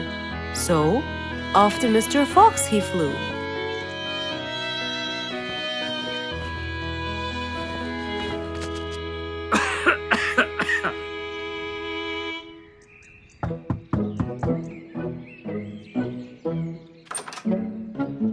Oh, hello, Mr. Eagle. You look so tired. Please, come in. Thank you, Mr. Fox.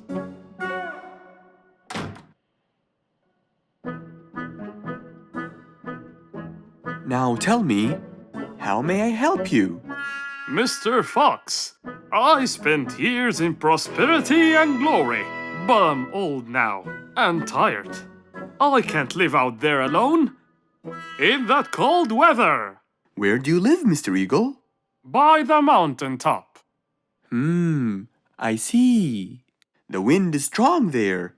I bet you catch a flu every now and then. Well, I didn't used to, but that's all in the past. Now I'm old and weary. I'm not what I used to be. Plus I get so lonely up there. There is no one around to talk to, and no one to help me get better if I get sick. Why don't you come and live with us in the jungle? I looked around, but I couldn't find the right place for my huge nest. I'm too old to build a new one, and I can't really stay in someone's home. Mr. Fox kept thinking for a while. What could he do to help his dear old friend?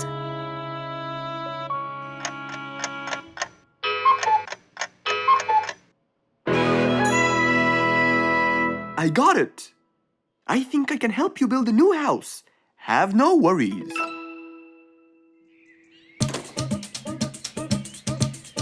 Mr. Fox quickly grabbed his toolbox and hopped into his car.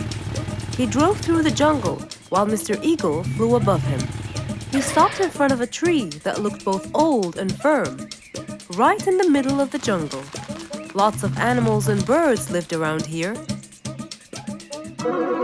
What a beautiful place, Mr. Fox. Wait till you see what I have in mind for you. Mr. Fox started to work. He put a ladder against the tree and counted the steps up. 1, 2, 3, 4, 5, 6, 7, 8, 9, and 10.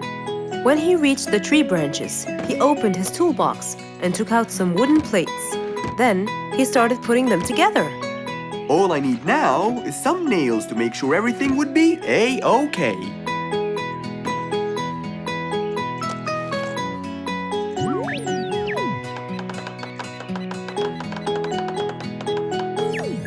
We're almost done, Mr. Eagle.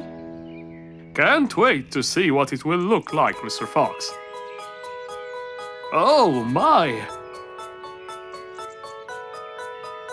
What a wonderful treehouse! And it's all yours, Mr. Eagle. My own home. I can't believe it. Thank you so much, Mr. Fox. You're most welcome. As Mr. Eagle got inside his new house and closed the door, he felt a happiness like never before. He knew Mr. Fox's idea was truly the best, for there was comfort, there was warmth. He felt really blessed.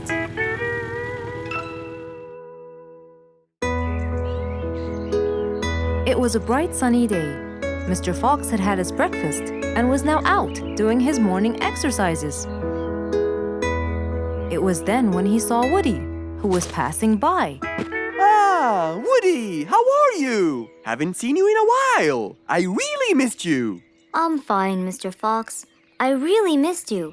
I hope you're doing great. Why does he look so sad? I hope nothing bad has happened. You look a bit down, Woody. Is everything all right? Are you okay? Oh, Mr. Fox, I really need your help with an urgent matter.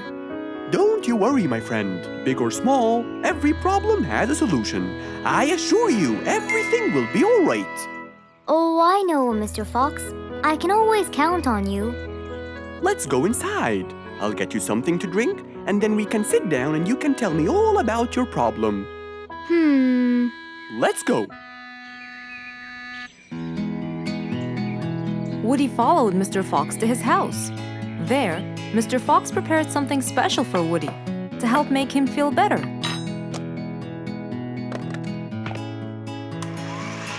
I made you some fresh orange juice. This will help you relax and cheer you up. Oh, you're very generous. I love orange juice. Thank you.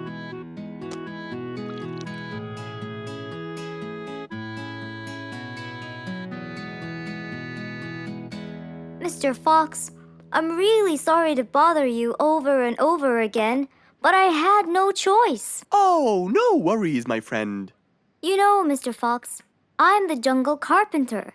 My business has been growing recently, and now I have many customers. Yes, you're a hard worker. You deserve it. I used to build boats for fishermen. I got famous for my skills, especially after I built Nate the fisherman the boat of his dreams. He went and told everyone in the jungle about it. They overwhelmed me with requests. That's fantastic. I'm really glad to hear that. But Nate came to me yesterday and asked if I could build him a ship, one big enough for him and all his friends, as he is planning to go on a fishing trip. It's for a special trip, he said. Yes, I've heard about that. Well, the problem is, I've never built a ship before, and I have no clue what kind of wood I'm supposed to use. I don't know what to do. How will I build him the ship he needs without the proper wood? Will you help me, Mr. Fox? Whoa, that's a serious problem. I'm gonna have to look through my books. Well, you're never too old to learn something new. I could use some time. I'll call you as soon as I find a solution. I will be waiting for your call. I know you'll be able to help me, Mr. Fox. After Woody left, Mr. Fox started his researches on shipbuilding.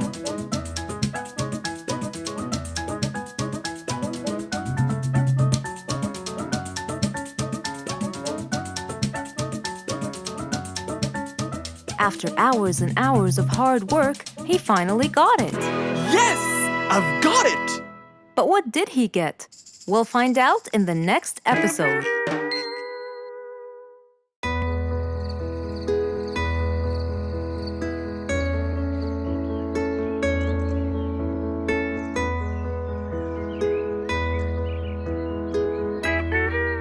It was a bright, early morning. Mr. Fox woke up and went to wash his face.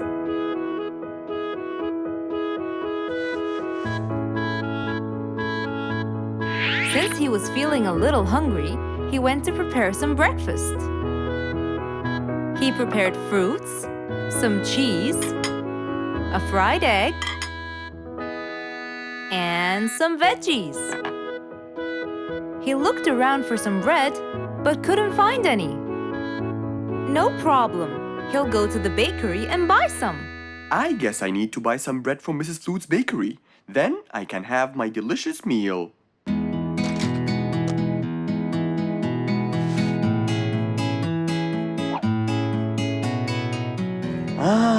I'm very hungry. I'm sure glad the bakery is close by. I won't be needing my car.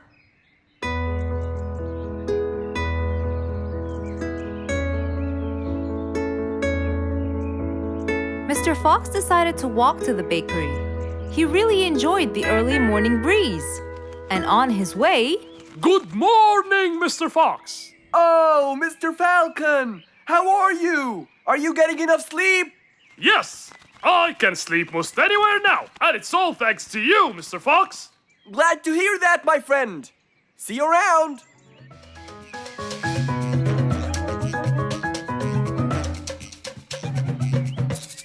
When Mr. Fox finally reached Mrs. Flute's bakery, he found a long line of customers. He got in line and patiently waited his turn.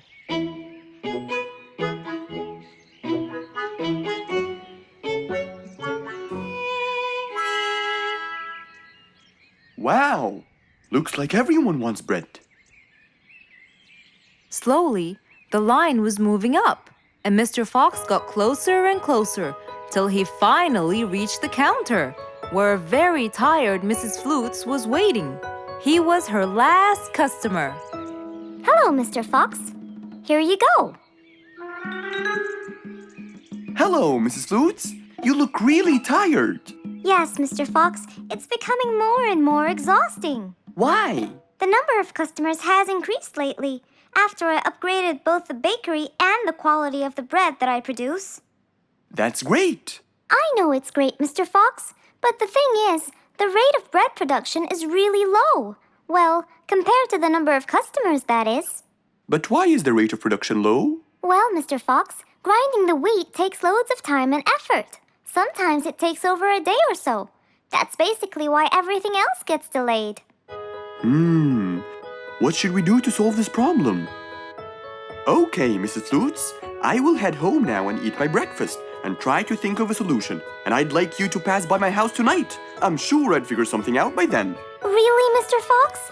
I can't wait to hear your solution. I'll come by your house as soon as I get off work. Okay, see you later, Miss Flutes. See you later, Mr. Fox. Mr. Fox went back home to have his breakfast. Miss Flute's bakery is truly the best. I have to solve this problem, or she won't be selling any more delicious bread. With that in mind, Mr. Fox went to his workshop to give it some thought.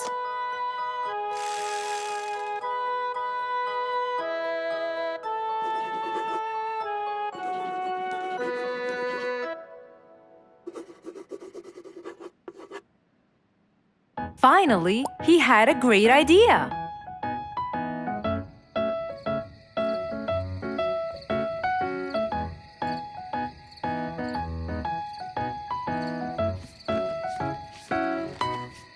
That a long day. I should head straight for Mr. Fox. I'm sure he would have solved my problem by now.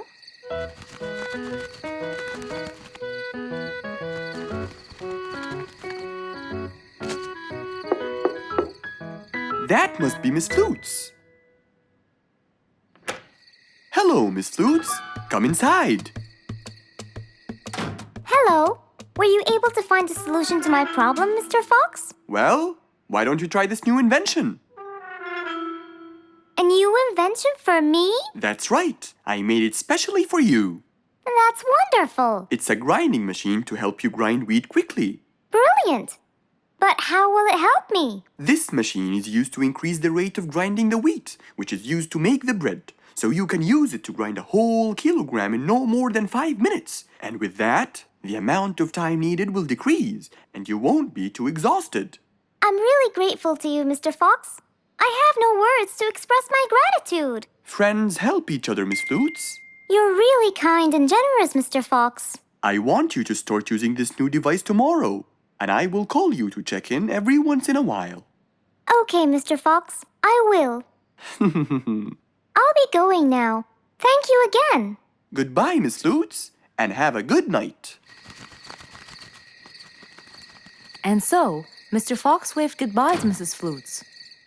Then, he sat on his comfortable sofa. He looked out his window and admired the jungle he lived in for so long.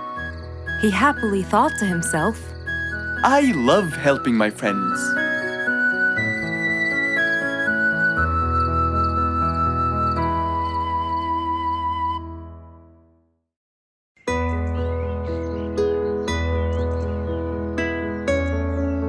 Roo is sad and looks really down.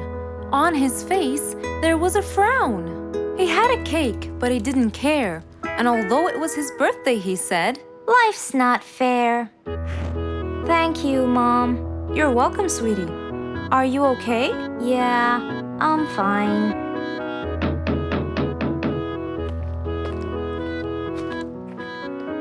Oh, look who's here. It was Roo's best friends, Poppy and Fluffs. Hey there! Happy birthday! Wow, neat birthday cake.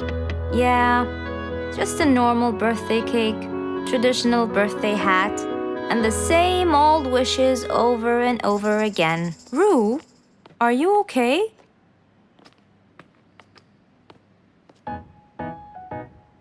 Bad timing, huh? He looks sad. I know, but the cake is still here. Oh, stop it! We have to help him feel better. It's his special day. A little bite won't hurt. Oh, sure, the cake won't hurt, but what about my fist? Fine, fine. What do you have in mind? Let's go. Where to? I know someone who can help. Mr. Fox? Duh. In an attempt to help their friend, Poppy and Fluffs went to Mr. Fox. Only he would know what to do.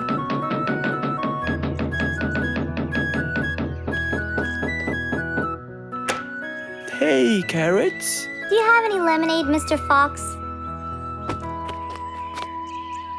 I stopped apologizing for his behavior long ago. You know, Fluffs, he's just Fluffs. It's okay. Come in. Are you sure it's all right? Positive. It's always the right time. It's Roo's birthday, and he's pouting. He's bored with the same birthday routine every year. So we want to make him something different this year. Can you help us? Yeah. Unbelievable. You'd think I'm quite believable if you tasted this lemonade. It's awesome. Any ideas, Mr. Fox? What do you guys say? I help you throw him an extraordinary party with a magic show. A magic show? But who's gonna perform the magic tricks? You guys will. I'll teach you. This is the best idea ever. I agree. We'll also bake him a cake. But he says cakes are boring. I can assure you, this one he will like. Sounds like the perfect plan. All right, first, let's bake the cake. It wasn't a very easy task, but all three of them worked hard to make this the best day ever.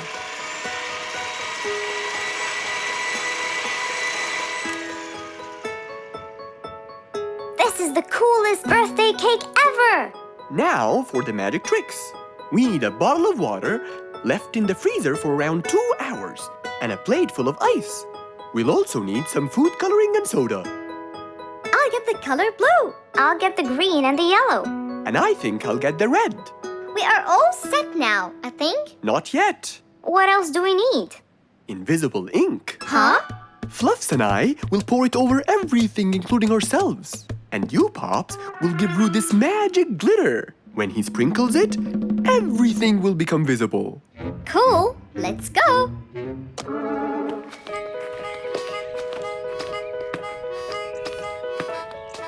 Let us pour the invisible ink now.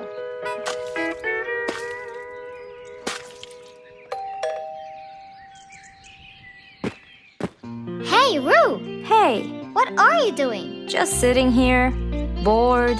Well, not for long. Yeah, right. Well, think again. Happy birthday. What's this? You have to sprinkle it around to find out. Where? First, on the table.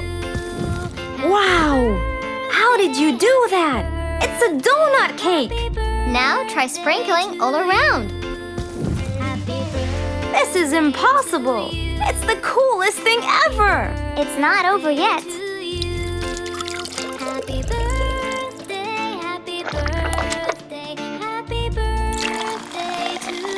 I can't believe you guys did all this for me! All thanks to Mr. Fox. He was a great help. I can't believe you guys! Thanks! That's what friends are for. Mom, come and see! What wonderful friends you have, Roo! Yeah, I think so too. Because of his friends, Roo's birthday was extra nice. One celebration was not enough, so they celebrated twice.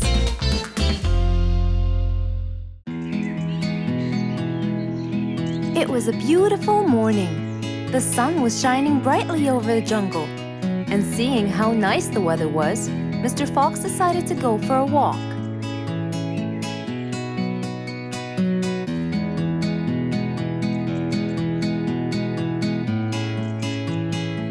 The birds were twittering, the bees were humming, and the flowers smelled pretty.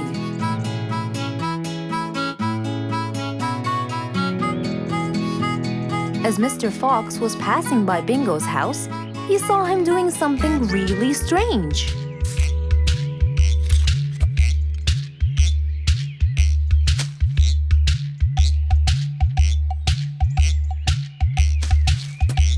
Bingo! What are you doing? I'm storing my favorite fruits to eat during the winter. But you can't just bury them. They'll soon rot. But what can I do, Mr. Fox? They only grow in the summer, and I love to eat them so much. Mr. Fox thought about it for a while. What could he do to help Bingo?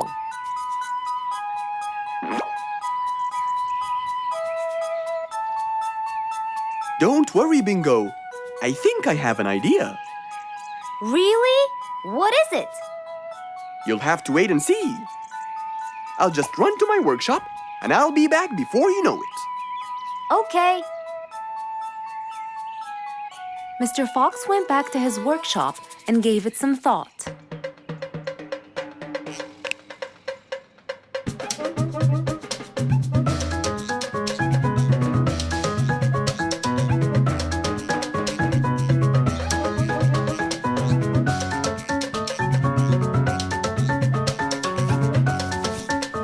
After calculating all the details, he started to gather the things that he needed.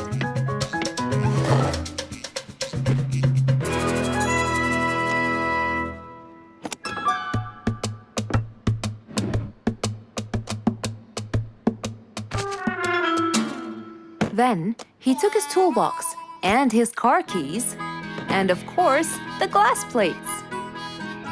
He put them all in his car and was on his way.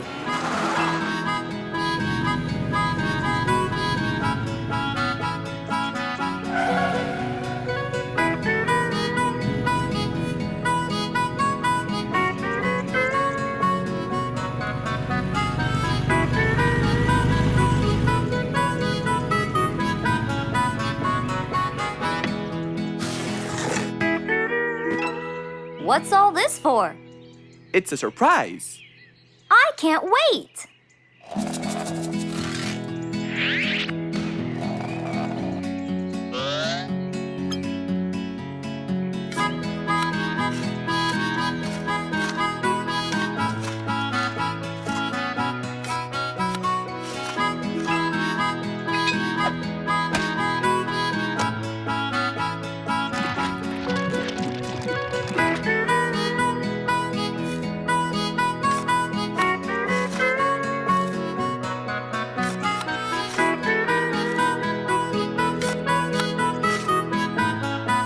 Mr. Fox was almost done, and Bingo was watching him, looking slightly puzzled.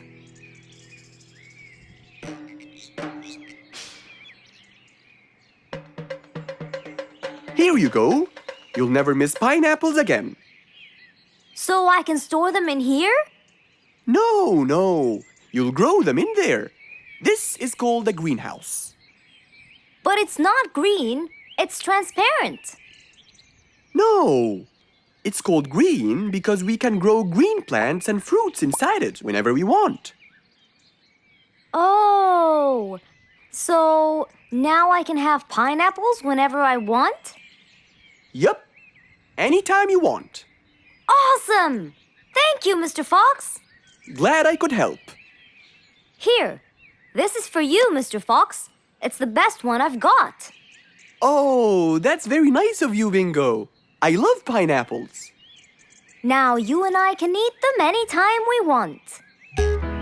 After helping out his friend, Mr. Fox went back to enjoy the rest of his day.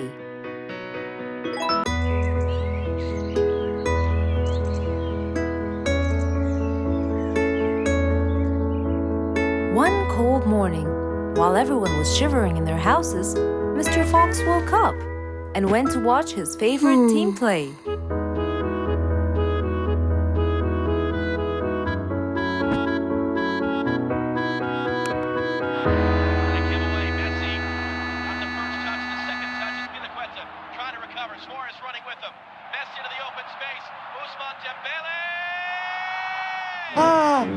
He's going to win! I wonder who could it be so early? Wait a second! I'll be right there! Good morning, Woody. How are you? It's been a long time since we last met. Oh, Mr. Fox, it has been a while. Tell me, have you finished building Nate's ship? Yes, Mr. Fox. I used teak and bamboo. Nate liked it a lot. He took it out on a trip. He and his friends had so much fun. Great! Mr. Fox, I noticed how beautiful your flowers look. You take really good care of them. Of course. And you know what? I'll tell you everything I know about flowers. Really? Thank you, Mr. Fox. Come in and have a seat while we talk. Okay. Woody followed Mr. Fox inside. Feeling a little cold, he waited patiently while Mr. Fox prepared 2 nice bowls of hot soup for them both. Here you go. Thank you. It's delicious. Glad you liked it. Now tell me, what's bothering you, Woody? How did you know that something was bothering me?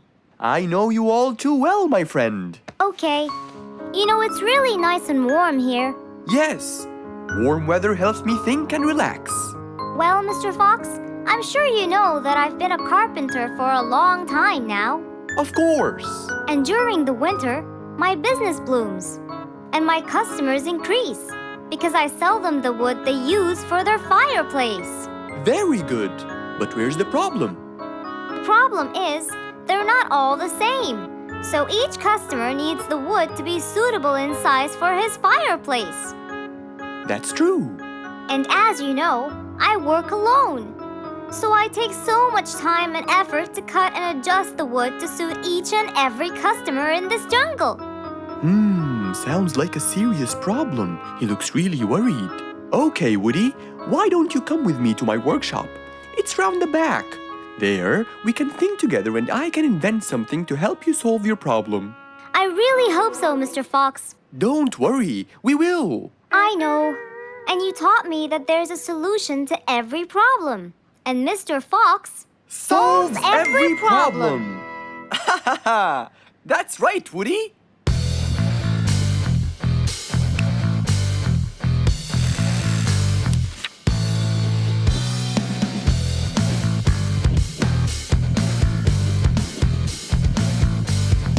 I will invent a gigantic wood-cutting machine that has the ability to choose and control the size and shape of your wood depending on what you need.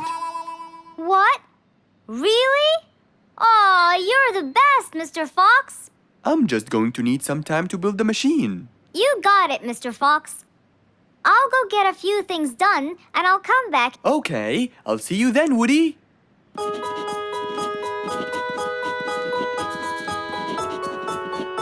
Mr. Fox started designing his cutting-edge invention. He knew that is exactly what Woody needed to help him with his carpenting business. And because he was making this device for Woody, he thought he'd add a bit of color to make it all even more special. Finally, this is it! Mr. Fox's size-adjusting wood-cutting machine.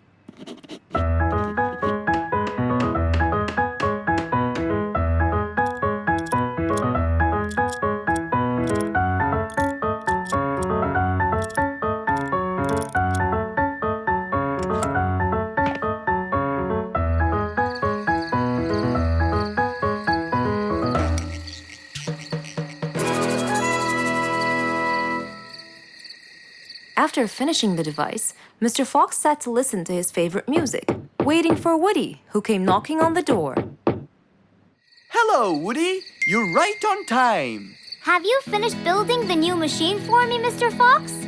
Of course I have. It's in my workshop. Let's go see it.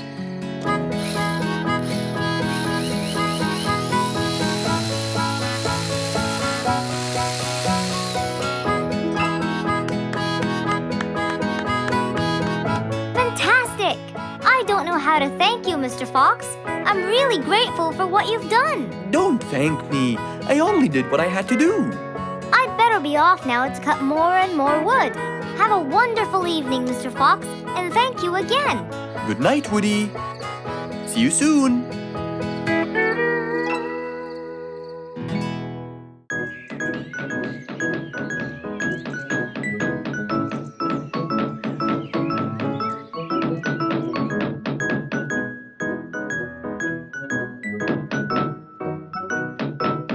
I'm coming.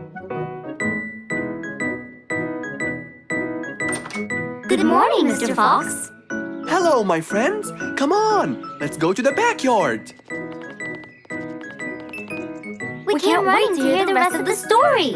Slow down. I can't understand you. I'll tell you, Mr. Fox. We came running here to listen to the rest of the story. Ah, okay then. What are we waiting for? Let's start now. Mr. Dumfrey, you have no idea how much you've helped us. We're really grateful for your ears, you know.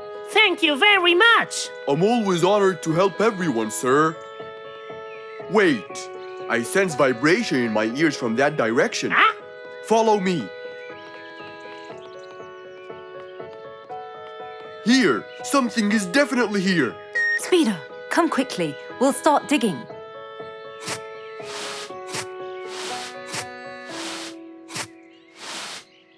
Speeder, wait!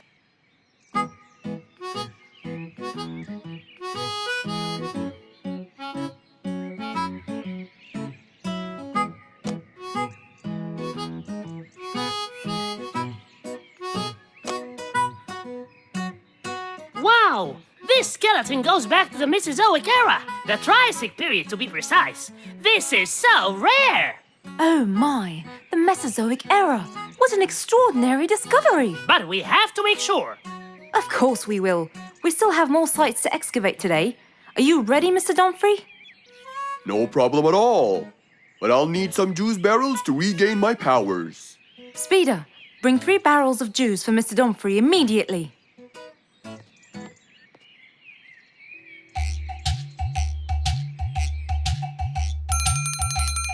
Come on in. I'm glad that I have this high table here.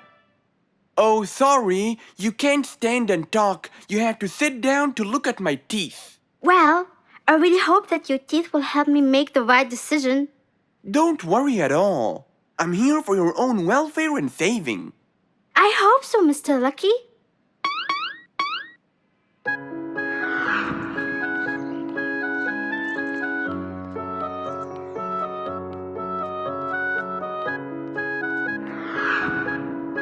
Oh, I knew it! This new job won't suit me. I can't thank you enough, Mr. Lucky. You saved me from a lot of trouble. You're a very important person in our jungle. No problem. I believe I was gifted to protect and help the people. If I didn't live up to the gift, it might be taken away from me. It was nice meeting you, Mr. Lucky. I'm sure you're gonna save lots of people as you did for me. Number 82, please come in.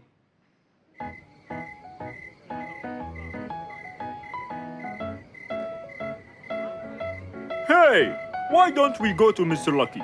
We need to know his final decision. I'm sorry, I can't today. Mr. Dumfrey discovered an ancient site last week, and I really want to go to the opening ceremony. They became very famous. If I want to stay in control, I have to know their weaknesses. Maybe reading about gold will uncover the facts. Hello, Fangs. Long time no see. Last time you came here, you were very young and you came with your mother to buy a book. Yeah, it was a long time ago. So you came to read, huh? Reading is very important. I read everything in this library. That's great. Now, I need a book about gold. Ah, gold. It's becoming the mainstream nowadays. A rabbit with a golden tooth and a camel with a golden ear. I think there is a relation between the two. And I think you're losing it because of all this reading. There can't be a relation between both of them. What? Nothing. I just meant that the book that I need has nothing to do with those gifts. I'm just researching about gold and its medical use. You know, for the new technology. There it is, Mr. Gold Researcher. Thank you. And since this is my first visit to the library from a long time, you'll give it to me for free, of course. Goodbye, Mr. Bear Lato. Huh? Who said it's for free? That old bear is really smart. It must be the reading that made him understand the connection between the two gifts. I think reading makes you understand a lot of stuff and gives you knowledge. Fortunately, not many people read in the jungle.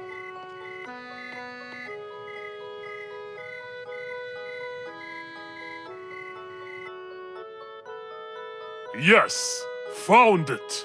Gold properties.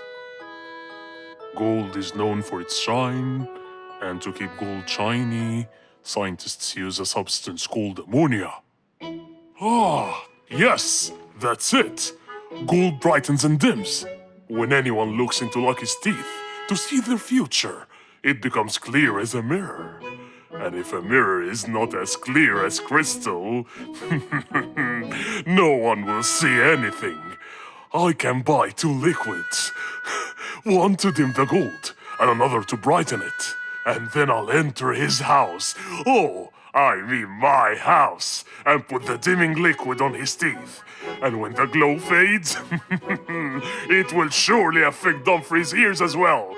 The letter said it. And I'll be in control of both powers. Oh yes, no matter what they do, they'll never be able to stop me!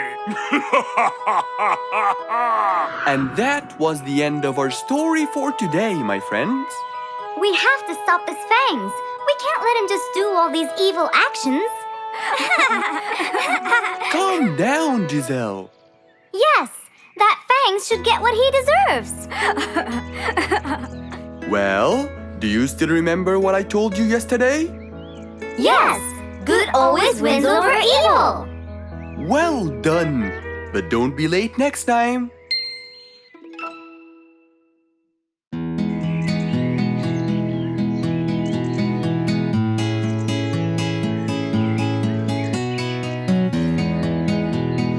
Spike the dragon always bragged about how good he was at photography. And all he wanted was just one little chance to prove to everyone how talented he was. It didn't take long before someone actually recommended him to be the official photographer of King Rorik the Lion's birthday party. All done and send. Wow! That's a nice picture! Now we know who'll be our photographer. And immediately, Mr. Tiger sent a message to Spike. Oh! Finally, someone recommended me. I won't let them down. I promise. And so, Spike started to train and practice some more. His pictures were beautiful, and he felt so happy. Everything went well until the morning of the party.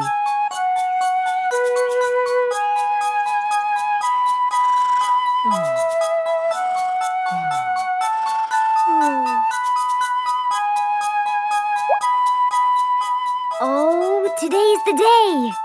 Finally! Maybe I should train some more.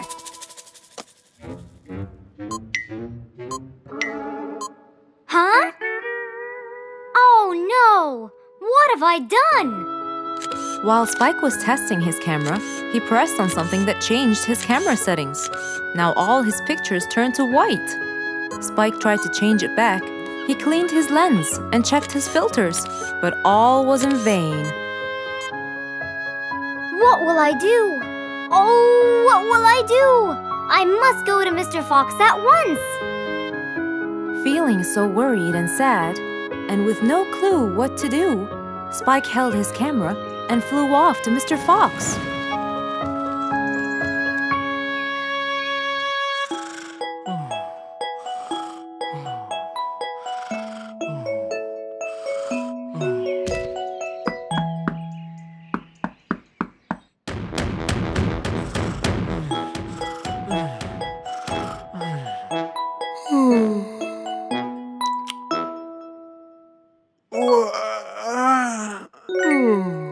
Who could it be this early?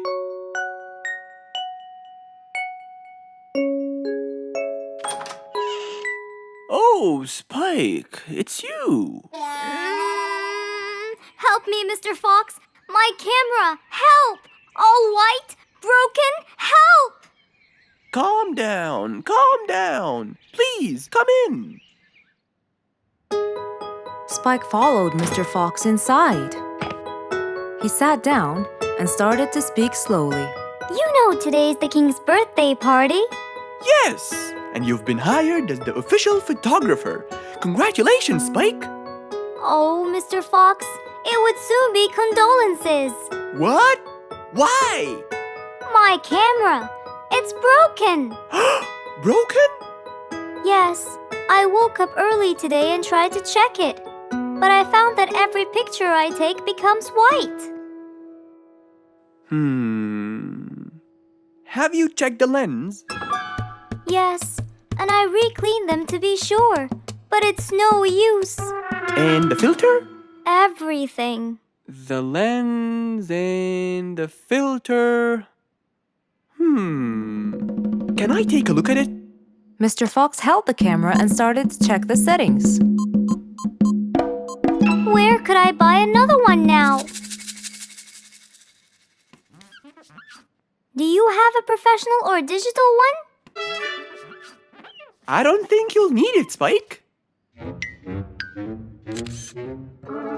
I'll go straight to prison, right? No, it wouldn't be fair to send the most talented photographer to prison. They'll all laugh at me. Are you sure about that?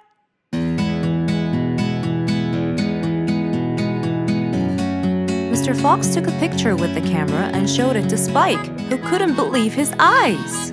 Wow, it's back. What was wrong with it? Looks like you accidentally increased the gamma. Oh, I forgot to check that. Thank you, Mr. Fox.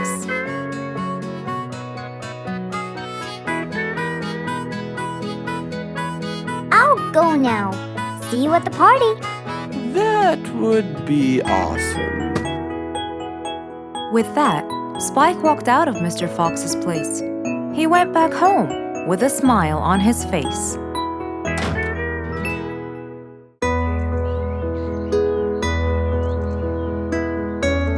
One bright sunny morning, as Mr. Fox was having his morning coffee and reading his newspaper in the balcony, his phone rang.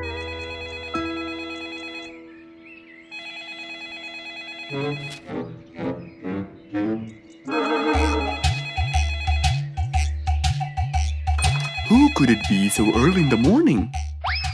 Hello? Hello, Mr. Fox. It's Rorik. Oh, hello, Rorik. How are you today? Not very good, I'm afraid. Why is that? My piano. I tried playing it today, but it sounds weird. How so? I don't know. Could you please come and check it out? Sure, I'm on my way. Thank you, Mr. Fox. I'll be waiting for you. And I'll be right there. So, quickly, Mr. Fox changed his clothes. He took his toolbox and his car keys, got into his car, and drove off to Rorik's place.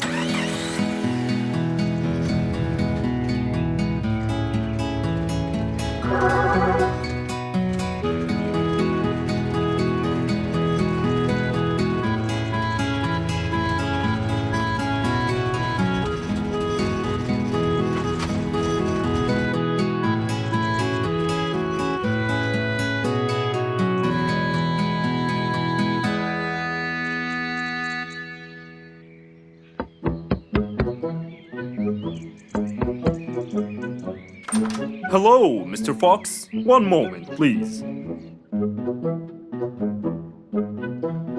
Your Majesty, Mr. Fox has just arrived. Of course. Let him in. Come in, Mr. Fox. His Majesty is waiting for you. Good morning, Rorik. I came right away. Oh, you're here, Mr. Fox. Please help me with my piano. It's the only thing that comforts me. Don't worry, Rorik. I'll see what I can do. Mr. Fox started to check the piano. He tried playing a few notes. What is it, Mr. Fox? Is it broken? Mr. Fox, please answer me. It sounds horrible. It's not broken, Rorik. It just needs tuning. Do I have to buy a new one? No, Rorik. It's very simple. I can tune it for you. Really? Thank you, Mr. Fox. I almost had a heart attack. However... Oh no, not that word. I'm sorry, but it might take a while. Oh, it's okay. I can wait. Okay then, I'll get started. Please, Mr. Fox, do your best. It's my everything. Don't worry, it'll be good as new. Mr. Fox opened his toolbox, grabbed a few things, and started to work.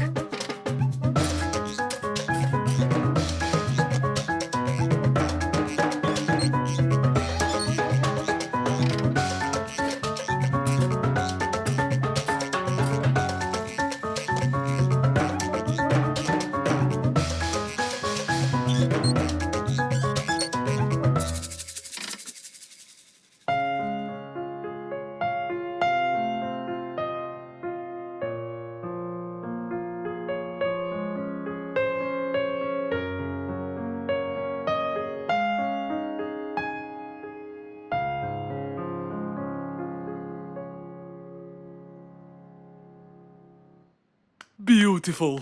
It sounds beautiful. Told you everything will be alright. I can't believe it. Thank you so much, Mr. Fox. Anytime, Rorik. And with that, Mr. Fox's work was all done. He waved goodbye and drove along happily. He had helped out a friend once more. For helping each other is everything you could ever wish for.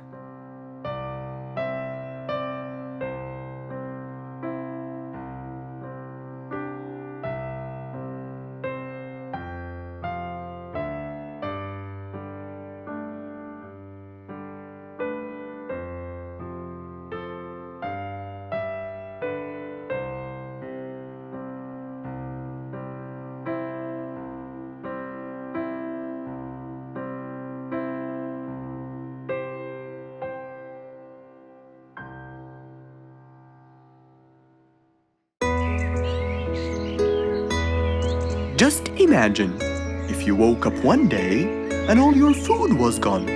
Your house was a big mess and the oven was turned on. What happened exactly? You really can't tell. But that's what happened to our friend Giselle.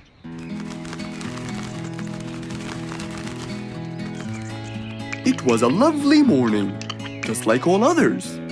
But when Giselle arrived, she was burdened with troubles.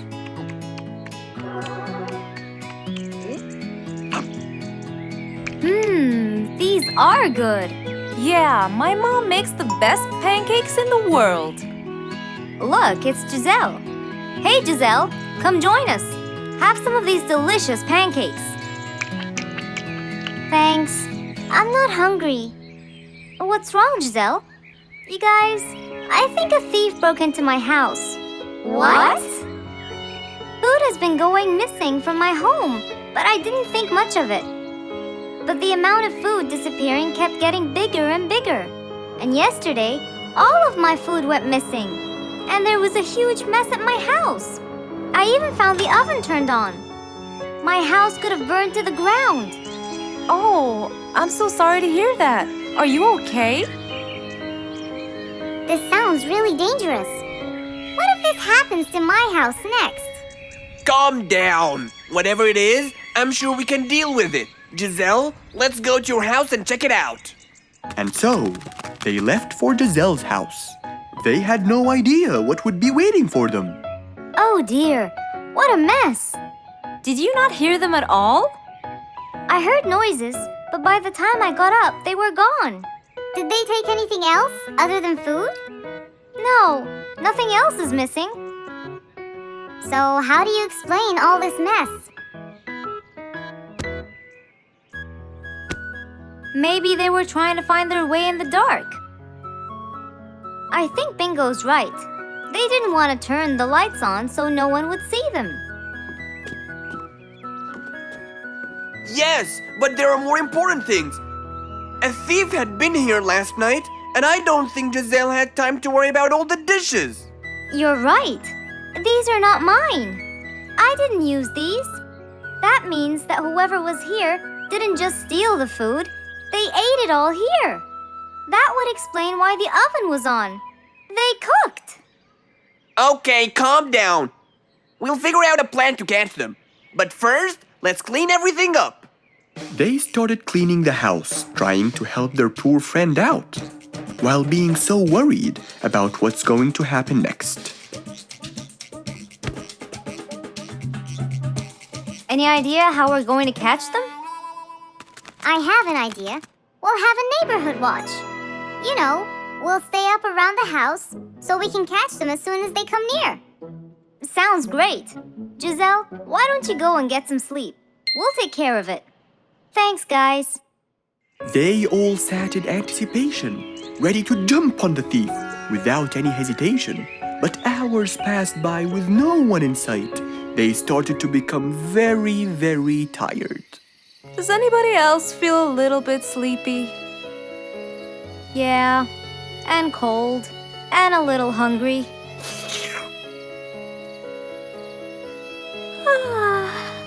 Parrot, do you see anyone from up there?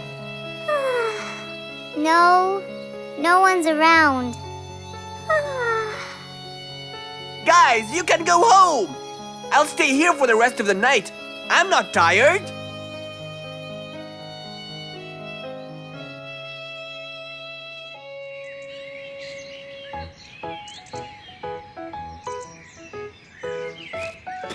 Good morning.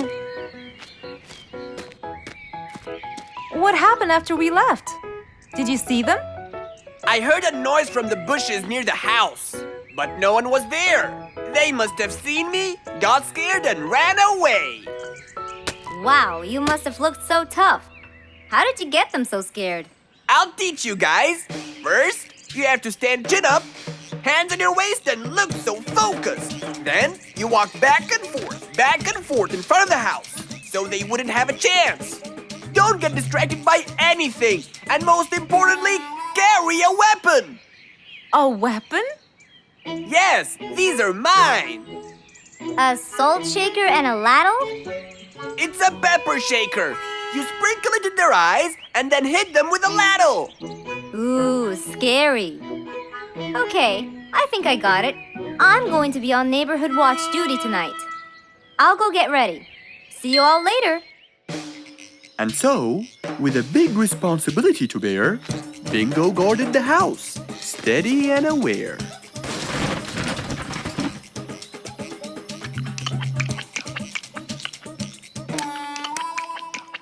Zebra, what are you doing? What? Where am I? Giselle's house. What is that noise?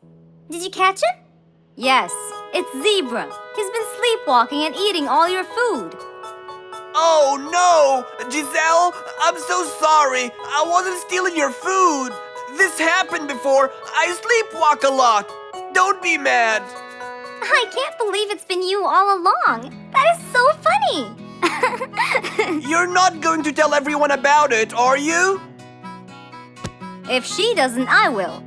I knew you couldn't scare a thief away with a ladle. You could! You know what? I'm just happy Giselle is safe. I'll just go home now. I need some sleep.